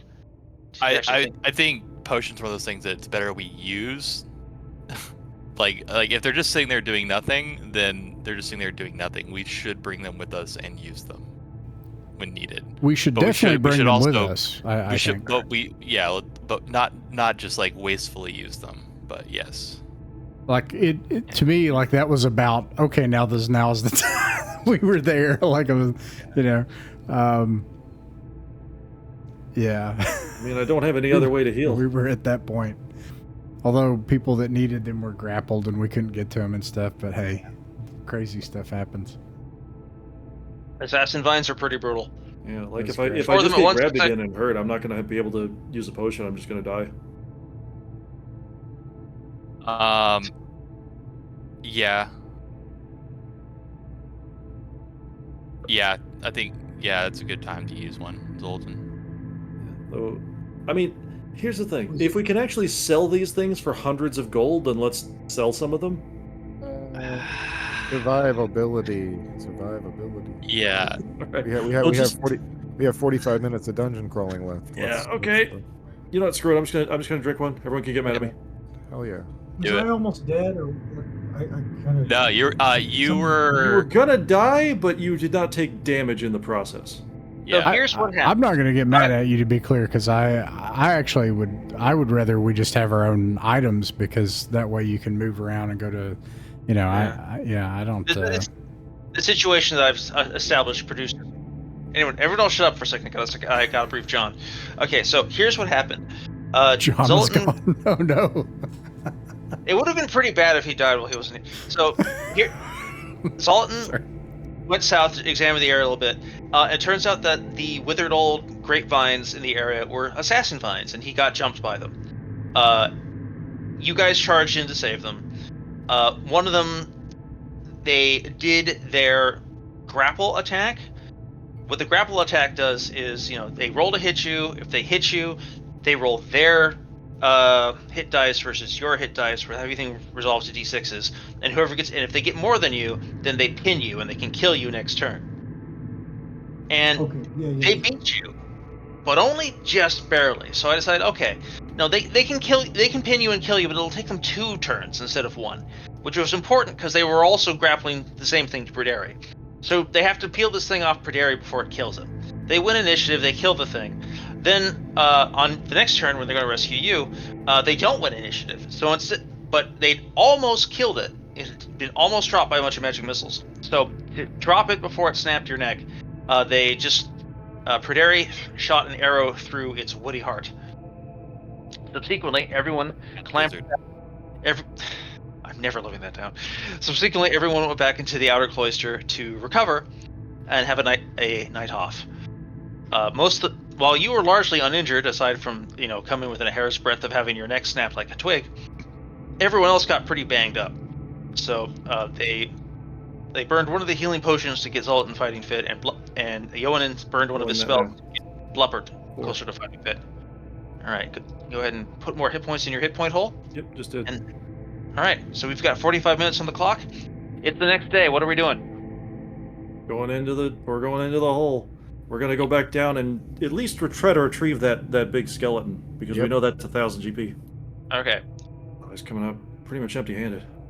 Okay. So yeah, we just go down this spiral staircase, and that'll pretty much get us there. Like, we don't have a circuitous route. Yeah, it's like the first turn, isn't it? It's like the first door. Something like that. Yeah, we go down. There's a bunch of we basically just take a little loopy-loop. Take a couple of we take a left, and then a right, and then a right, and then another right, and then we go through a door, and it's there.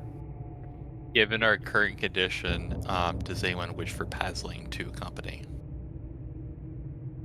I'm kind of leaning towards yeah. What do I'm you willing to leave it up to the caller. I vote yes.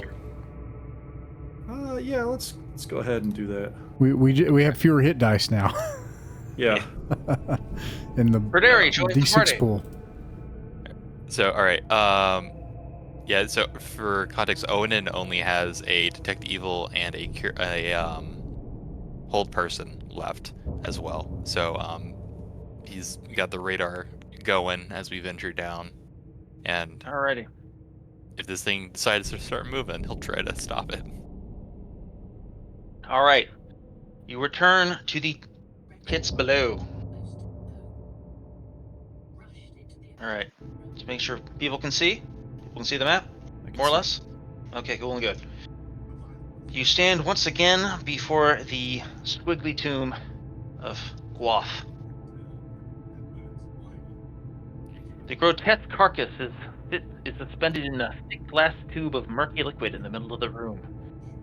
It remains a weird human-frog hybrid. The wide jaws, bent spine, and muscular legs are still apparent, and furthermore, it has 2 sets of eyes. One front-facing set of human eyes, and another wide-set pair of frog eyes pointing in separate directions.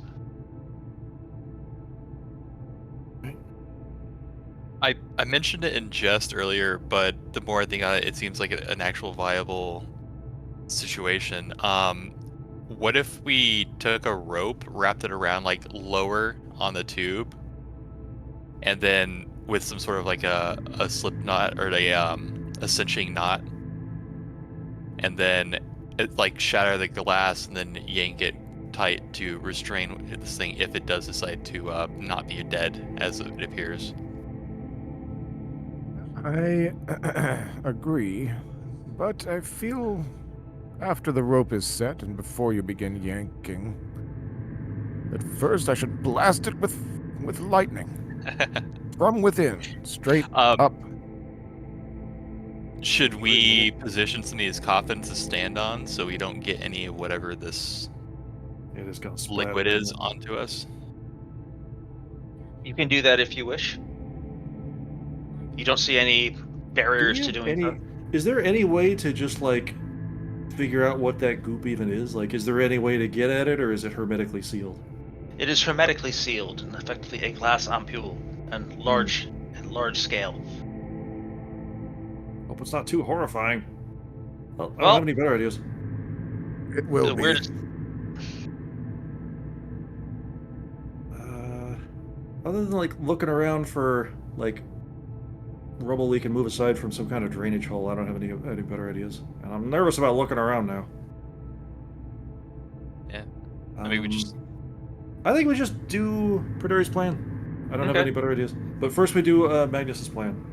And All right. Get the rope around it first, yeah. so that when the glass shatters, you can still pull the rope tight if you wish. Are there like sconces or anything around the edge that to secure a rope to? Unfortunately, no. Wait, around the edge of what? Around the room? The room, yeah. yeah, just like anywhere. Like, or any Yeah. like supporting columns or anything? No. You'd have to use the strong back of someone you trust, or the I large have back of someone you iron- sort of trust. Iron spikes? That will work.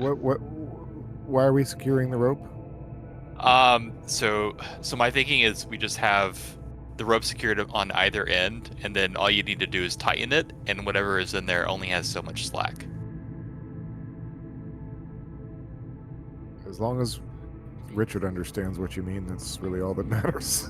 You're effectively creating a sort of self-tightening snare, so that if the thing lunges for you, it suddenly finds itself caught. Like a lasso will snap shut around. Yeah. Okay, got it. Yeah, you can arrange that. All right. It's a bit out there, but I don't know. Okay. Also, I would have brought like some kind of like an extra cloak or something just to hold in front of myself in case this thing splatters everywhere in its horrible goo. I think that's a plausible thing to have planned ahead for. Well, we're probably not going to be in the room when the lightning bolt goes off, right? That doesn't seem safe. That's a good idea too. Okay. So he'll just kind of peek through the door and fire it off, and then we'll come in to investigate whatever happens. Is that the plan? That's Yes. the plan. Alrighty. Let's do it. I would. It looks like you're well ahead of me. All right, you do the thing. The glass shatters from within from the force of the lightning bolt, flash vaporizing a large quantity of the glass inside it into steam, and the creature's carcass is severely damaged, as a significant chunk of it is carbonized by a lance of lightning flowing through it. It falls slack to the ground below as the water spills away, and is left half draped over the broken bottle edge of the tube, as the liquid spills across the room. And a intense, acidic, briny stench wafts over the entire room, suddenly overpowering every other smell that you have experienced, not only in this dungeon, but for the last week. A pungent blast of pickle stink that fills your sinuses to the very back. This is not causing you damage. It's just a lot. However, this Blorbert's mouth is watering. Just like Mama used to make. blessedly, however, the creature does not spontaneously reanimate and scuttle towards you, backwards or otherwise. It remains Right. mostly intact, though you suspect Omen might have something to say about the damage you did to the specimen. That's why we agreed on a price up front. He said make sure it's dead. This is true. All right, who is going to carry the carcass, and how? There's more. Not it, says Pasling. Perhaps we could use another one of these coffins that are made for such a purpose. Oh, if it can fit in one. That sounds like a great idea. All right. Creature is fairly large, but you are able to find a coffin it mostly fits in. Kind of tuck its legs up. It's fine. Yes. There's some weird crunchy noises as you reposition it. Not sure what's going on in there, but you probably don't want to know. I'm not sure if we're gonna get the 1000 GP, but hopefully we will. Yep. If anyone asks, it was like this. Okay. Detect evil. With the glass shattered, has it changed? What did I tell you last time? I think you just said that there was just like a constant background noise of Yeah, there's badness. nothing specific towards the thing in the vat. Yeah, just a general just a general miasma of this is a place where chaos is around and having fun. So is the liquid like draining anywhere? And if so, can I see what direction it's draining? I'm afraid it is not draining anywhere. Okay, got it. This room is going to be gross for some time. Oh. Actually, speaking of, let me make a note.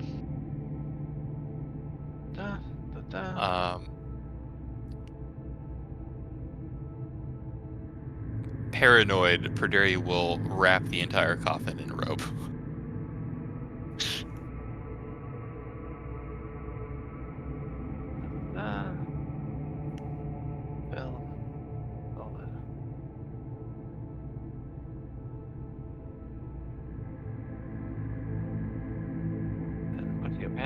There we are. The whole place is gross now.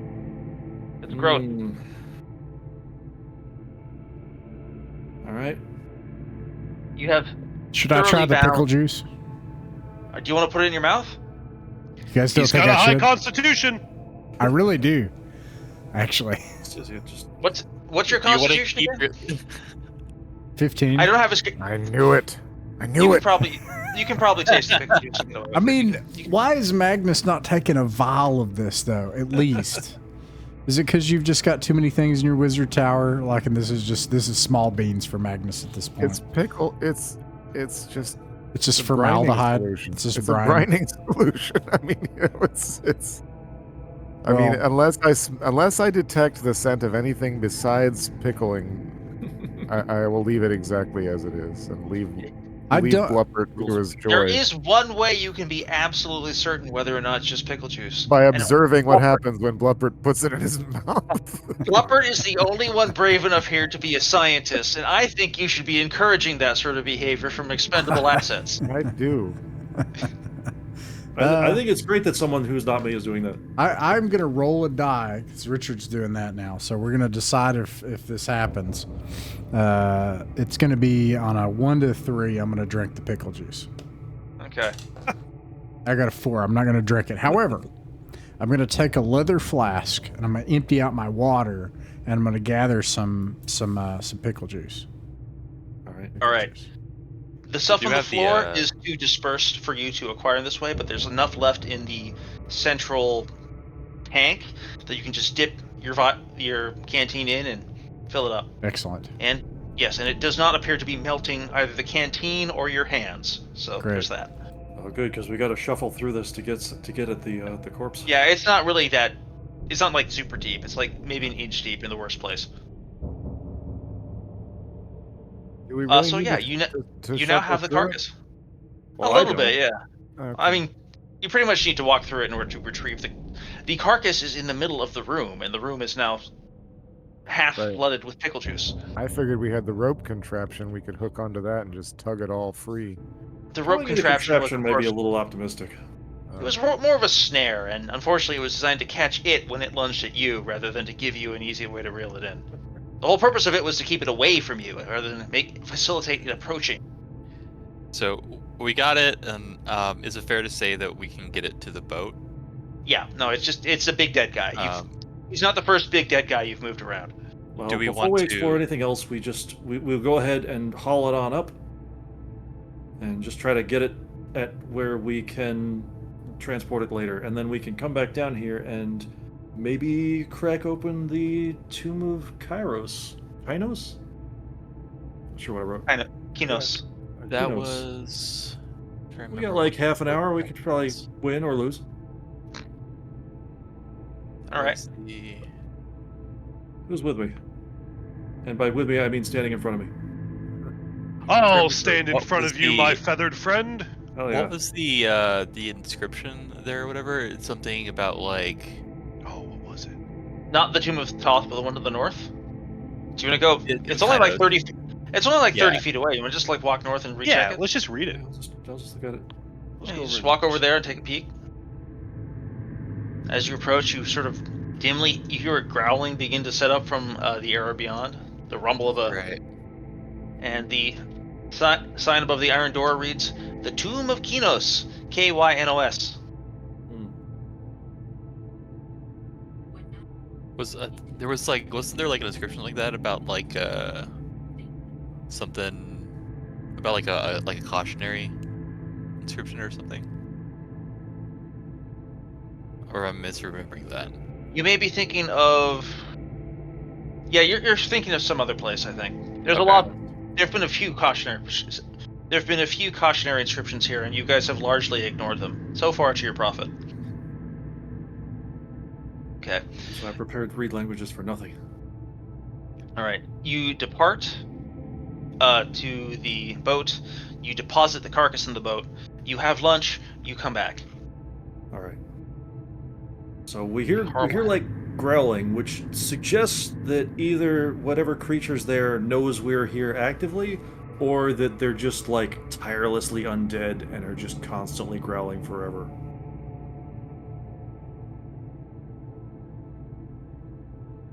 So we're gonna. What do you say? We're gonna crack it open and kill those guys? Hey, I follow the caller. I vote. All right. Let's all get set up, get ready.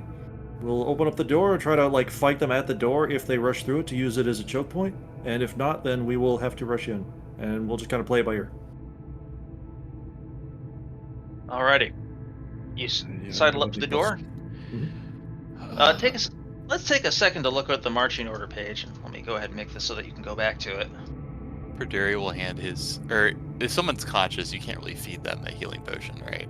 During middle of combat, that'd be awkward. No, you can't. There is.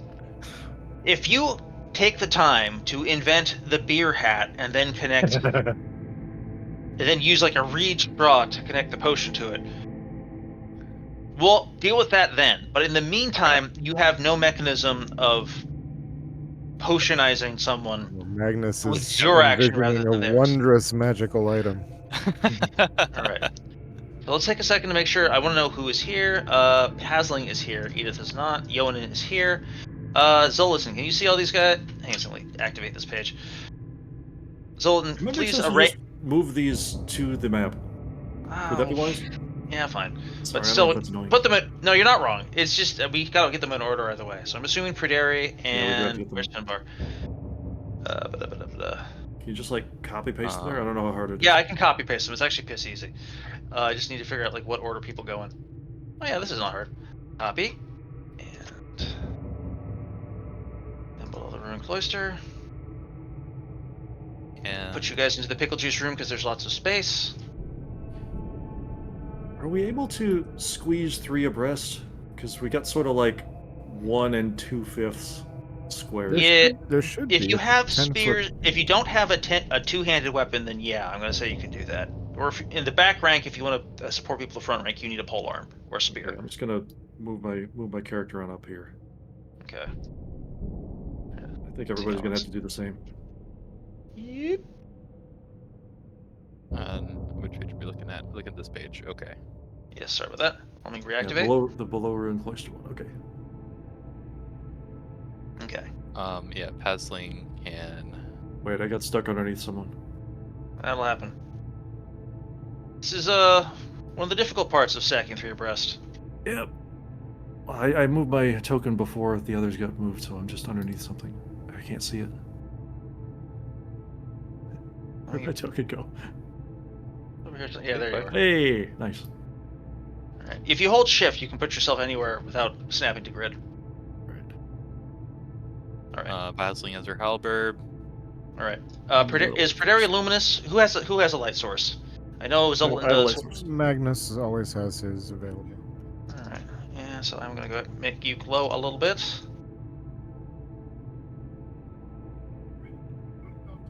Okay. Who is opening the door? I will. Do Alright. we want to check it for? We already checked it for traps, right? I don't remember. Believe we did. I don't remember. Remember. Dang, we Okay. might have. I can't remember though.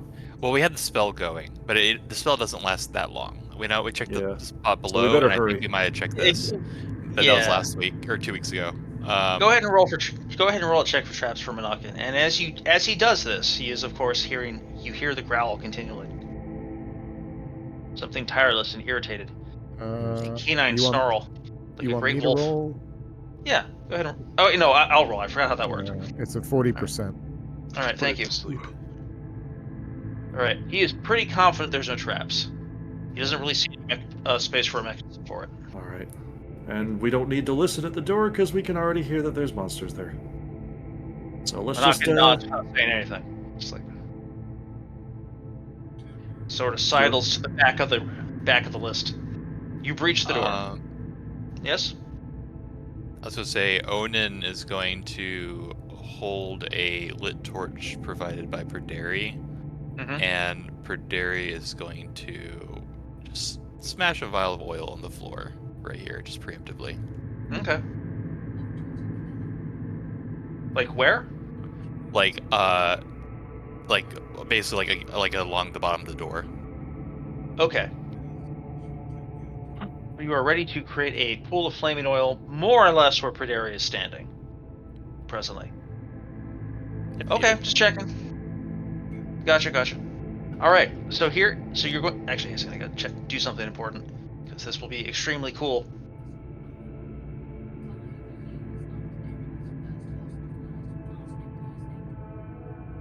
Apologize for making this wait as long as it did, but guys, it will seriously be very neat when I get this work. You'll be like, ooh, Fingers crossed. I'm here for the spectacle. Yes, I know.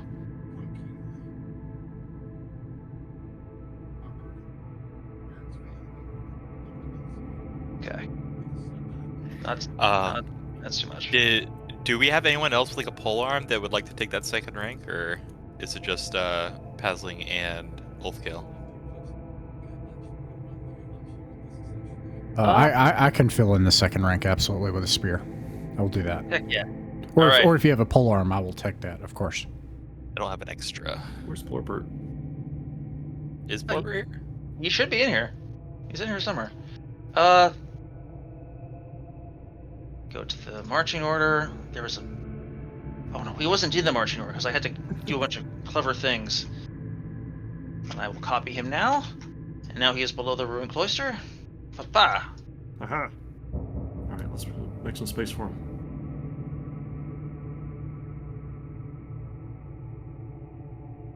I love your drawings. Me too. I know you think they're not that great, but I think they're fantastic. The energy they carry to the table is just wonderful. Anyway, Finbar still opening the door? Yes. Boom! Boom! Pop this sucker open. All right. Man. I see statue. Okay. You immediately see the source of the growling, which is a beast, which appears to be a dog, carved out of coal, which is permanently aflame. It begins to bark riotously. Behind it, there is a tomb, which sits a man who sits there as though he has just been roused. He was recently roused from a sound sleep by his faithful hound. The man Do you need creepy is music? cold. Yeah, give us the creepy music. Yeah.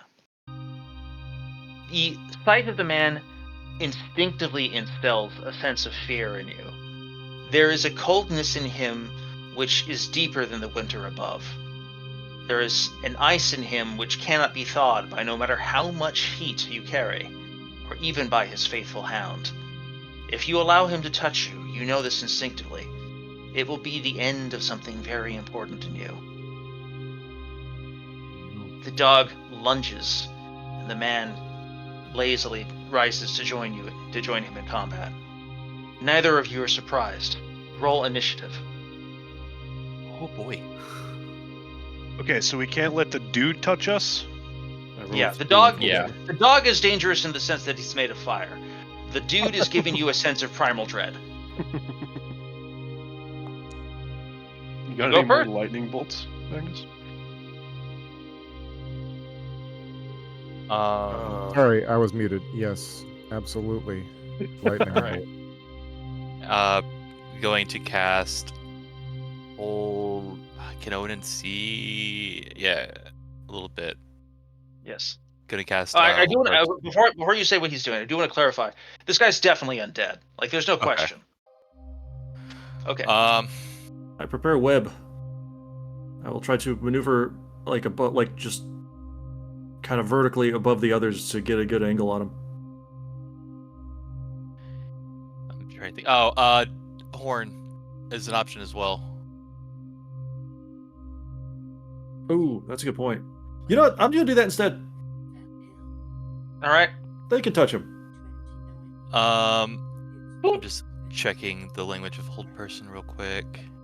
I am 90. If anything affects undead, I will be shocked. Did I have done web instead? It uses the same targeting as charm person. Check and charm person. Living bipeds. Web's Okay. I think you can make a case for either web or lightning bolt. I think web might be a good opener. Turn You can do undead. web and lieu of lightning bolt. Okay, so we've got a turn undead from Yoanan, a web from Magnus, and what is Zoltan doing? I am blowing the horn of Valhalla. Okay, so toot, web, turn. Okay, gotcha. Movement and missile fire. Perderi, roll a Can saving throw. Menachem- Oh. Can Menachem... Actually, no, Finbar's the one who opened the door. Finbar, roll a saving throw. By all means. Menachem cannot just yet, but in just a moment. I failed. I don't know. That'll come up in a second, but it turns out I actually got the timing wrong. You guys move first. So move and missile fire. Yes, Menachem may. What do you want? What does Menachem want to do? He's gonna bring out the +1 arrows and try to shoot the thing that just came out of the grave. This guy? I think Yeah. both Okay. Derry and Pasling are gonna fire as well. Gotcha. All right. If you want to target the man who came out of the grave, his AC is... I forgot to write it down. One sec. His AC is 14. I'm at a +3 with this roll. All right. So it looks like everyone who is successfully hitting the guy. 1 hit and a miss. All right. So you strike. Okay. So. Oh, I Mine need you. says Vorpert, but it wasn't Vorpert. Lover, 6 damage. either. Okay. So. Be advised, you Air- are fighting a flaming dog and you are standing in flammable oil. Yes. Yes. All right. Um, The- Just move forward. Just get inside the door and hold him there. Yeah. Yeah, my I thought think- was to have a choke point to deal with superior numbers, but we have the superior numbers, so we got to get in there. Yeah. Did you guys already Okay. fire missiles? Pazling has Yeah. fired. Perderi has not. Perderi And will move through. Monacan shot as well. Okay. And Yeah, did do not let this- Bluppered shot? Undead guy touch Okay. it. Bulpert's gonna All right. move. Oh, okay. Okay, yes. So the shot from what's it say? Yeah, it was. Monacan. Yeah, one from Pazling does 1 damage. It was 6 All right. damage from Monacan.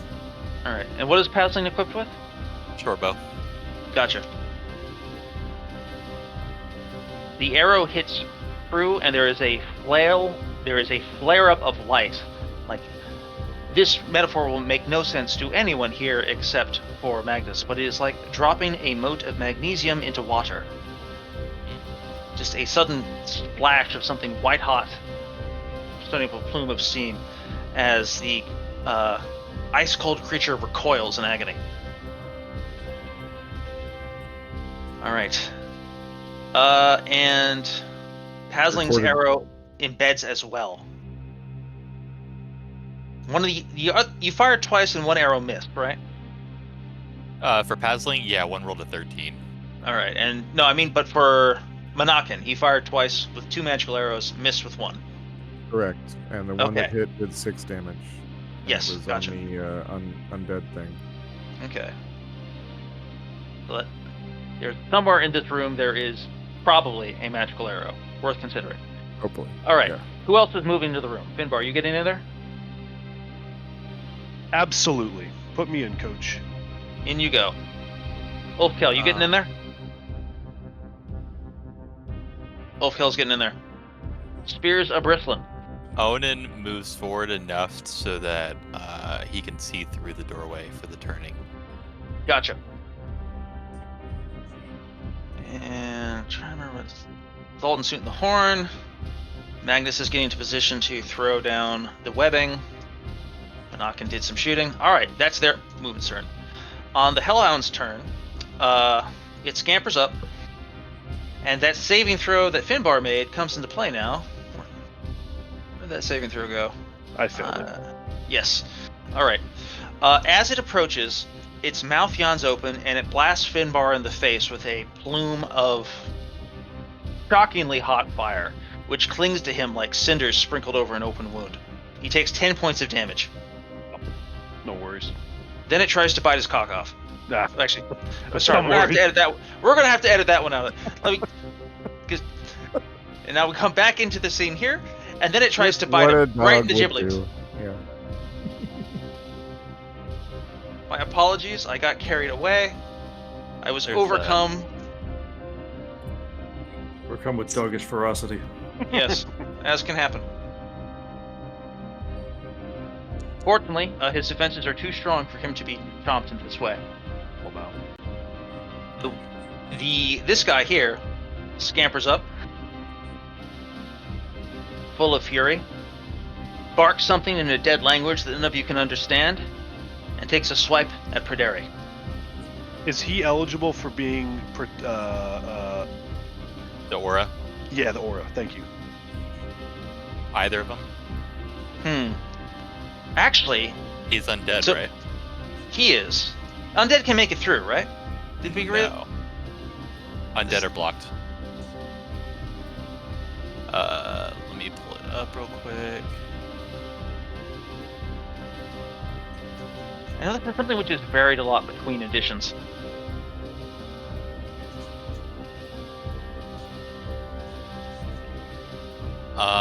So Deal blocks out all enchanted monsters, such as elementals and demons, such as elementals and demons. Evil monsters suffer a -1 penalty. Yeah, I remember I've interpreted this in the past to mean like it was limited to extra dimensional powers. Undead are not immune in this way. Okay. He has a -1 to hit, He does have that. and we have a +1 on saving throws. Yeah, it is also true. And your armor class is very high. 18 paired to 19. Good luck. Which is good. You do not take damage as its icy claw swipes at the air in front of you. and skates off your shield. You're able to ward it off with your magical weapon, which it seems to fear.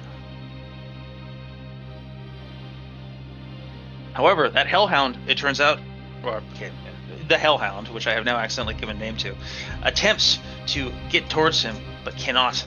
And is left barking quite impotently, though it did, of course, burn Finbar quite badly. And now, that is its melee actions. Actually, hang on a second. It shouldn't even get a chance to hit you yet, because it's in melee, and you should get a chance to hit it first, because I completely boondoggled the initiative there. So it's just as well that I missed. Finbar, Perderi, Ulfkel, you may now beat this thing to senselessness. Oh, it's time. I take it he is more than one hit die. He is indeed more than one hit die. Oh, bummer. Boss monster of some kind, that's for sure. Oh, Bluppert does 6 damage, if he does any. He uses a spear. 4.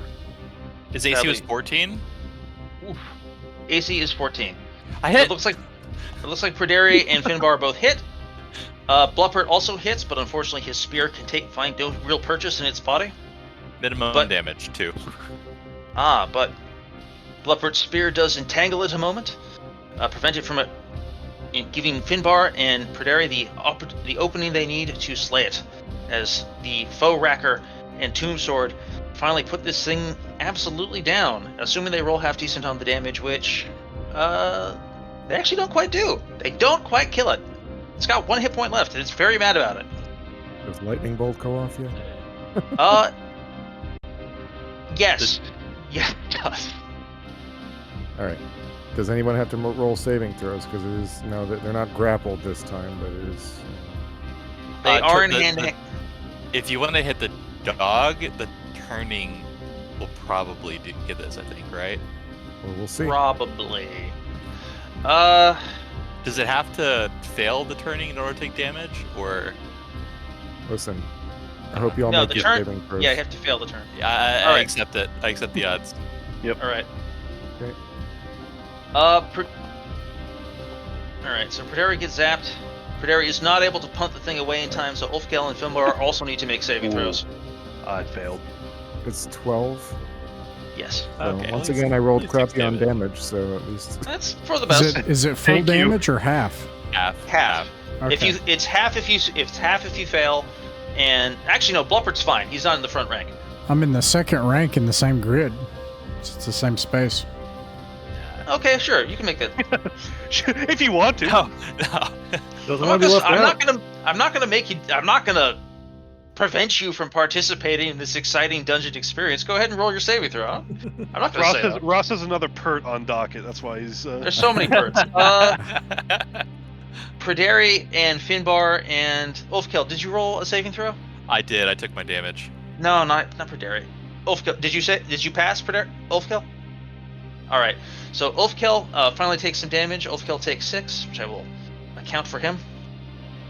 And everyone, Finbar and Perderi both take 6 damage. But the good news is the white is also obliterated, as the lightning blasted askew, and its body is consumed in ashes and fire. Those guys can drain levels, right? Yeah. Did the Imagine the dog... if he drained Magnus like a couple thousand away from 50,000. I would quit. Hellhound takes 4 damage. You guys wouldn't hear from me for a while.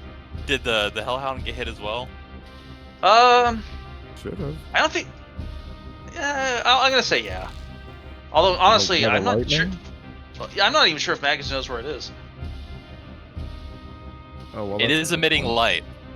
That's a good point. Okay, that resolves the argument. It is badly injured, but it is not dead. It's insanely angry now that you've slain its master. Well, now it'll Right. be super intent on killing us. Yes. Yeah, before Actually, it was Hanson, only what'd you kind get? of Yeah, intent. whatever. And now Zoltan is I have good blowing news. the horn. And the turn goes off as well, which is, He's extra You obliterated. guys are stopping these guys. Yeah, I expected it to be a little spicier than it turned out to be. Sometimes you guys win. That's allowed. Probably, we need to Wow. revisit this strategy of danger close Indirect fire. It's starting to Yeah. get iffy. Yeah, I think most of the damage we've taken is from Magnus so far today. Well, most of the damage we dealt too, so like, damn. Yeah, That's true. that's a good point. All right, I'm trying to remember. What was the thing I was just about to look up? Okay, yes, the horn of Valhalla. All right, 2d4. Zoltan, roll 2d4. 7. All right. All right. Yes. Get swamped, dog.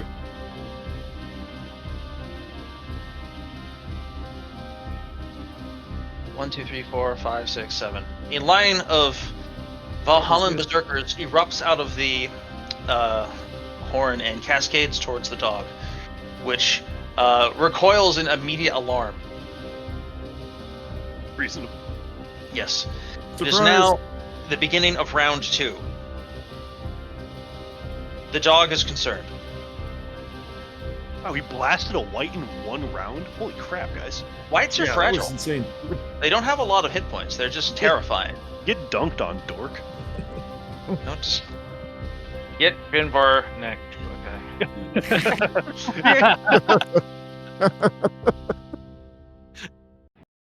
Alrighty. All of a sudden, a rock falls. Roll and Crazy. no, if I just blow him up with my mind, it's not fair. If I should destroy clarify, him I with was his stuff- talking to the white, not you, Richard. This is- You're this great, and I don't think you should be dunked on. I think this is Richard telling us we should not teabag our enemies after we're done. Definitely not a white. Those guys are damaging. All right, so anyone casting spells in the second round, you silly people?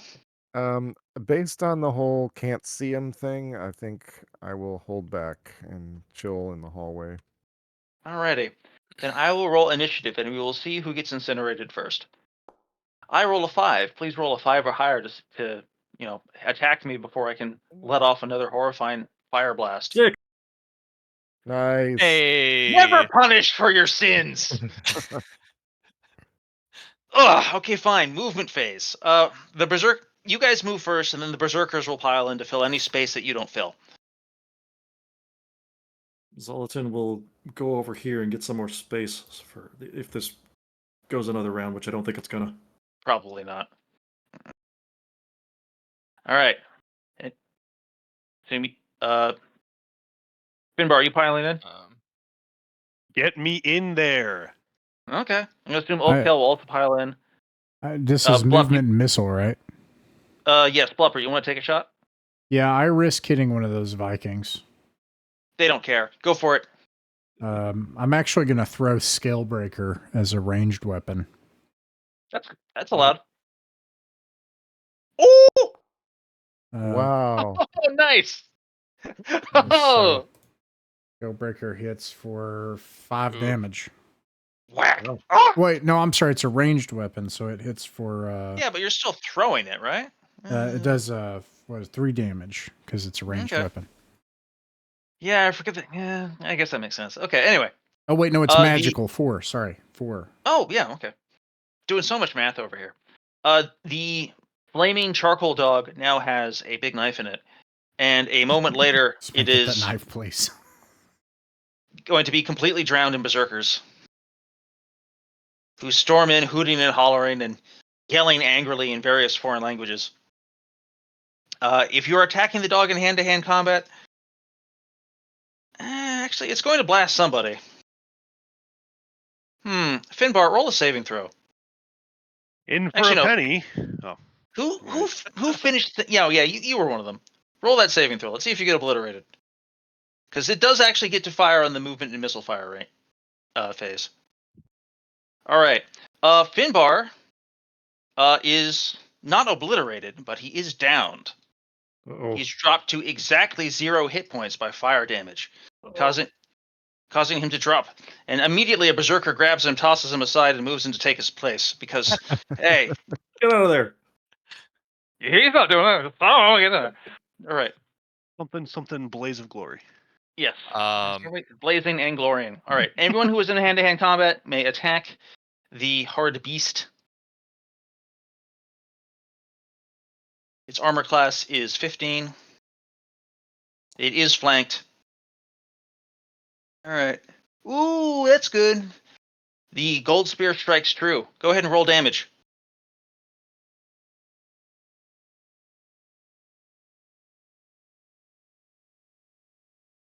So that's 6 damage. All right. Here is what happens. Ulfkel pins the magical fire hound to the ground with his spear, the shining golden lance, and the rest of you. The rest of it is not quite as saga exciting. You guys just smash that dog to flinders. Finbar, for his part, is grievously wounded and is unable to rise. The flame seems to have scorched his flesh and lungs deeply. He will need assistance to escape the dungeon alive, and he would benefit from magical healing if only you had any left. Do we have any healing spells left? Otherwise, I'm going to pour his potion in his mouth, like we agreed. Oh yeah. Onan can use a charge from the Caduceus. Oh yeah, you do have that. That's probably wise. It's an appropriate use of it. Yes. Ow. I'll get over it. Eventually. However, there has been a terrible tragedy. I don't know how to tell you this, Finbar, but your mustache was a casualty. I assume the eyebrows didn't make it either. Well, here's the thing. Half of your eyebrows did. Your right eyebrow's fine, and the right half of your mustache also fine. But the left half of your face, that beard, that eyebrow, it's gone. It's gone. How you deal with this is up to you. Shave them, I was going to say something else. Just kill me. All right. It's the end of the session, and I don't want to keep you guys waiting too long. And there are some nice things in here, which I assume you will rapidly plunder. So let me tell you what you... Loot. Okay. You guys start hooting and hollering. In the middle of this tomb is a statue depicting the man you saw as he was in his life with his faithful pet hound. He appears to have been a knight of some chaotic power with some fine armor. At the base of his statue is a sign reading Kinos. Monopkin finds behind the sign a secret compartment containing a silver statuette of a dog with ruby eyes and teeth, and 2 sealed vials of potions. By the walls are 10 unmarked stone coffins, but within there is no strong treasure. Instead, the bones inside are gnarled and twisted. Some skulls have more than 2 eye sockets, and others have small horns or bumpy protrusions, but they were buried with no grave goods. Their relationship to Kinos is unclear. Many mysteries remain, but a great treasure was found. You return. Now, here's an important question. Do you return to Kayden's Rest, or do you remain here at the camp of Return. Yeah, we have to. My Yeah. vote is return. All Plus, right. we got that. We got to give that thing to Ullman. We got to get that 1,000 GP. Yeah, we have to do that. But we also have to send some more help to the garrison here. Indeed. But yeah, we got to go to Kayden's Rest to do that. Get some more healing. Off you go.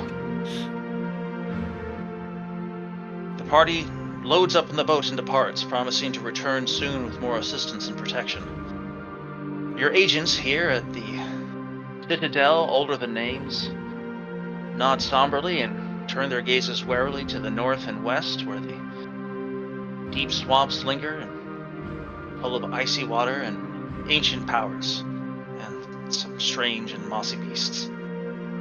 Carrying treasures, you return home, unmolested by danger, protected by time. You return to Kayden's Rest, greeted once again as heroes, bearing treasures from prior eras, ready to once again quest against bearing swords and wizardry. Thank you all very much for your time tonight. As ever, it is a pleasure GMing for you. I look forward to seeing you guys next week if schedules permit. I know that next week is a holiday week for many of us. We'll work out the scheduling then ahead of time when that comes to it. Let me check briefly who is on deck to be the caller for next week. Mythic Mountains RPG is a private online play club that focuses on folk RPGs. Folk RPGs are the games that belong to all of us. They're what actually happens at a table between friends. It's their voice that has the authority on what is fun and what works for them. Weekly, we upload our games to allow others to sit in with us. The channel isn't monetized. We don't own the artwork, music, software, or games shown in these actual plays, and you can find links to their authors in the description. Like, subscribe, and share if you wish, or don't. Just like games in person, you're welcome to pull up a chair, sit in, and watch some of our games. No performances, no fancy equipment, just regular people playing folk, pencil and paper role-playing games, and having a good time. We hope these games will prove a source of enjoyment to anyone just wanting to listen in, anyone looking for examples of how actual groups run and play folk RPGs, and most importantly, if you haven't found your group yet, you're welcome here at ours.